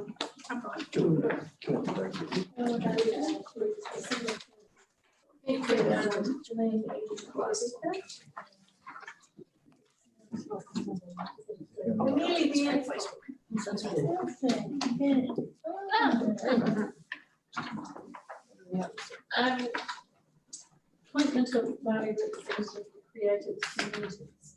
Now, that was going to Te Kaunihera and Christian Colvin. Is that where it's still sitting? Yes, so is it, it's not too late to hold that one over to the Te Kaunihera meeting in July? No, we do have a creative communities meeting soon. 23rd of June tonight. Sorry, I can't remember the date. Yeah. Janine will know. Is it possible to ask the current representative or previous representative? I thought we did, and she said yes. Oh, good point. Kim. If it wasn't this year, maybe it was last time. But I'm thinking that she said yes. I think I rang her, but I can't remember which hui it was I was at. I don't know if it was December one, I think. Because I was in February. I think it was the December. Well, no, I can bring it tomorrow. Yep. So the current funding round will occur on the 23rd of June. Oh yes, so as soon as possible would be good to let you know. So yes, if Kim is able to, who's Janine?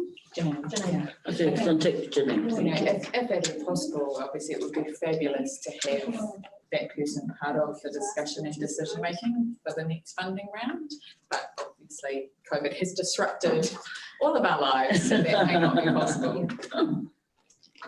It would actually be nice. I hadn't realised that we had a rep on that assessment committee 6 years because we had no feedback, had no idea what the projects were or anything. So we haven't been. No, so it would be nice if Kimmy had agreed to do it, to have some. Well, even some of the reports at the committee.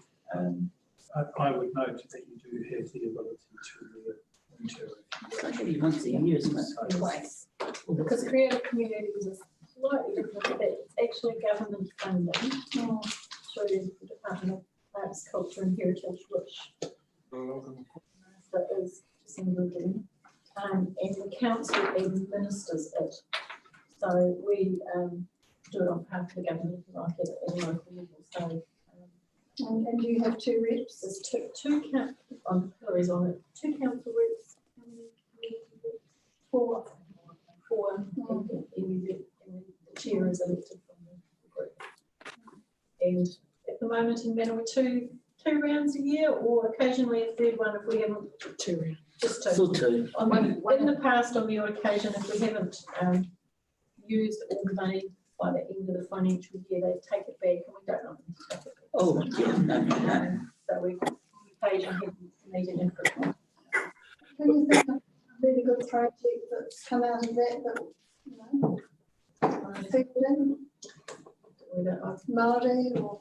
One of the more recent ones that you would have seen in action, I don't know if you noticed a huge pile of rubbish bags in the middle of the square. It was prior to lockdown. So an artist was doing an installation showing how much, just a temporary installation, the bags were all full of old clothing. And so how much clothing is going to, it's donated to op shops but can't be recycled or reused, or is going directly to landfill, and then obviously COVID's disrupted it, but there's some follow-on in terms of some community workshops and an opportunity to upcycle and reuse the garments. So there's, there's a sustainability element in there. One of the projects, the new, it is the new water reservoir. Also, actually, sorry, I think it's the old one that was first, and council subsequently commissioned the second one. The project, the Bhutanese community did some murals which have been erected just across at the MAC. But there's always an invitation, for projects. There are, some very specific areas of criteria. So they are around, young people having an opportunity, or communities at large. It's that breadth of participation, and particularly ethnic, and ethnic minorities and cultural diversity, and that being shared and expressed with it, within the broader community as well. Those criteria are all set, as Alison mentioned, by Creative New Zealand. So we just perhaps we could have more discussion at our county header, Rarity. Through you, Madam Chair, and with the lead of the meeting, one option you could consider would be asking Janine to ask Kim if she was prepared to continue as your representative. People were she could probably do that as early as tomorrow.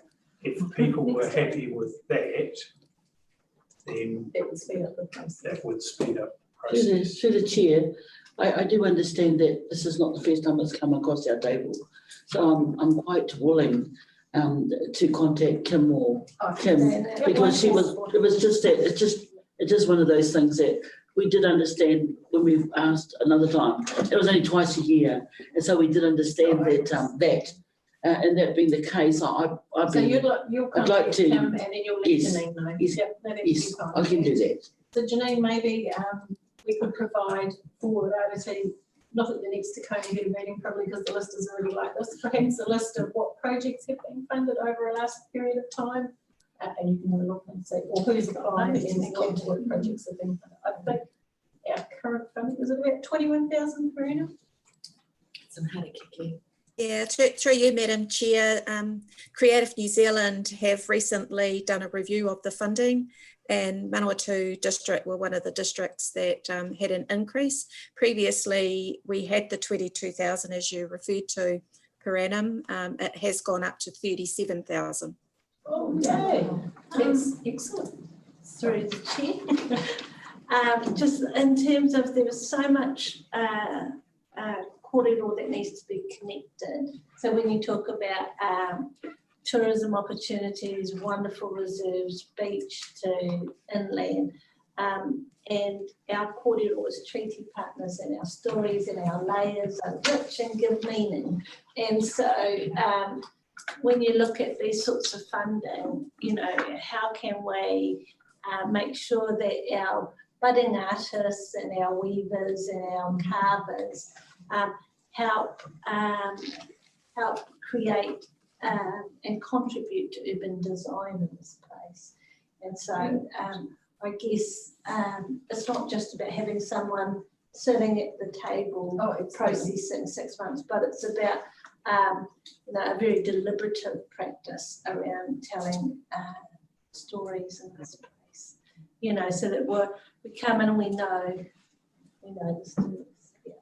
It's certainly it's an application process for projects. If someone comes up with, an idea, they can come and talk to Janine right before they even have to go anywhere near filling out a form, so there'll be guidance on.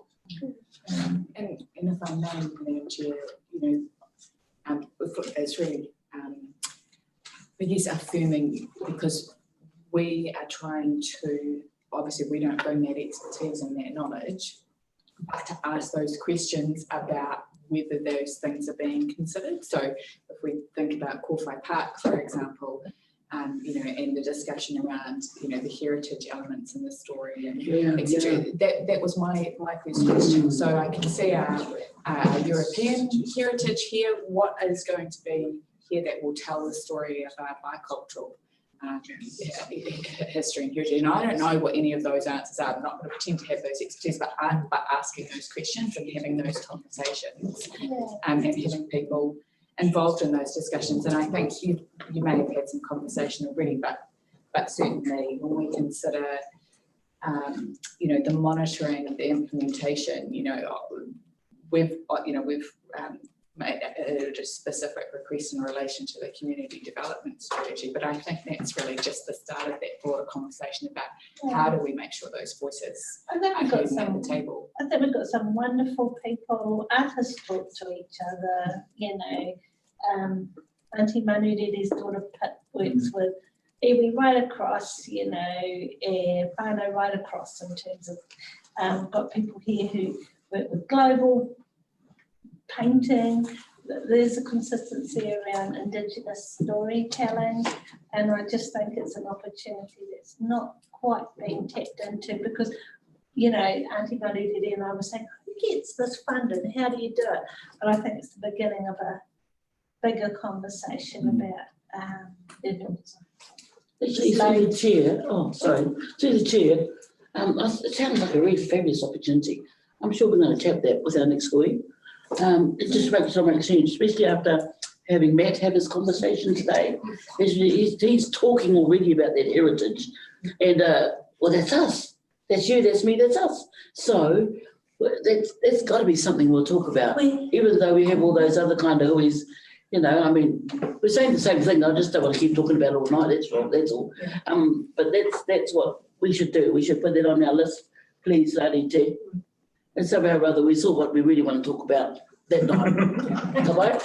And Janine can be advised. So if you look at page 13 on your agenda, as Richard's pointed out, we actually need a resolution around the appointment of a representative. And as the meeting with the Creative Communities meeting is not far away, Richard has kindly suggested that we could put a resolution that Manu Taiko, Manawatu District Council, appoints Kim Savage as the representative sit on Manawatu District Creative Communities Assessment Committee if she is willing. So the moment she says yes, it's done. So we need a mover and a seconder. So, well, Amelia first mentioned it, so Amelia and thank you. And all those in favour, please say. Janine, you should hear shortly.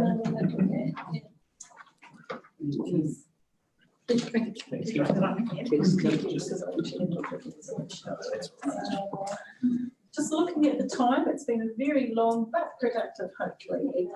I'm sure we're all looking forward to some refreshments, and I particularly thank those who have still hung in there on Zoom. Thank you for your attendance. You may now go put the jug on, and hopefully one or two will be able to stay over here as well. It's been lovely to see everyone this evening. It's quite refreshing. So, and with that, I'd like to invite people to close this We te atua ka whakautua, ko ia ngā mōmata.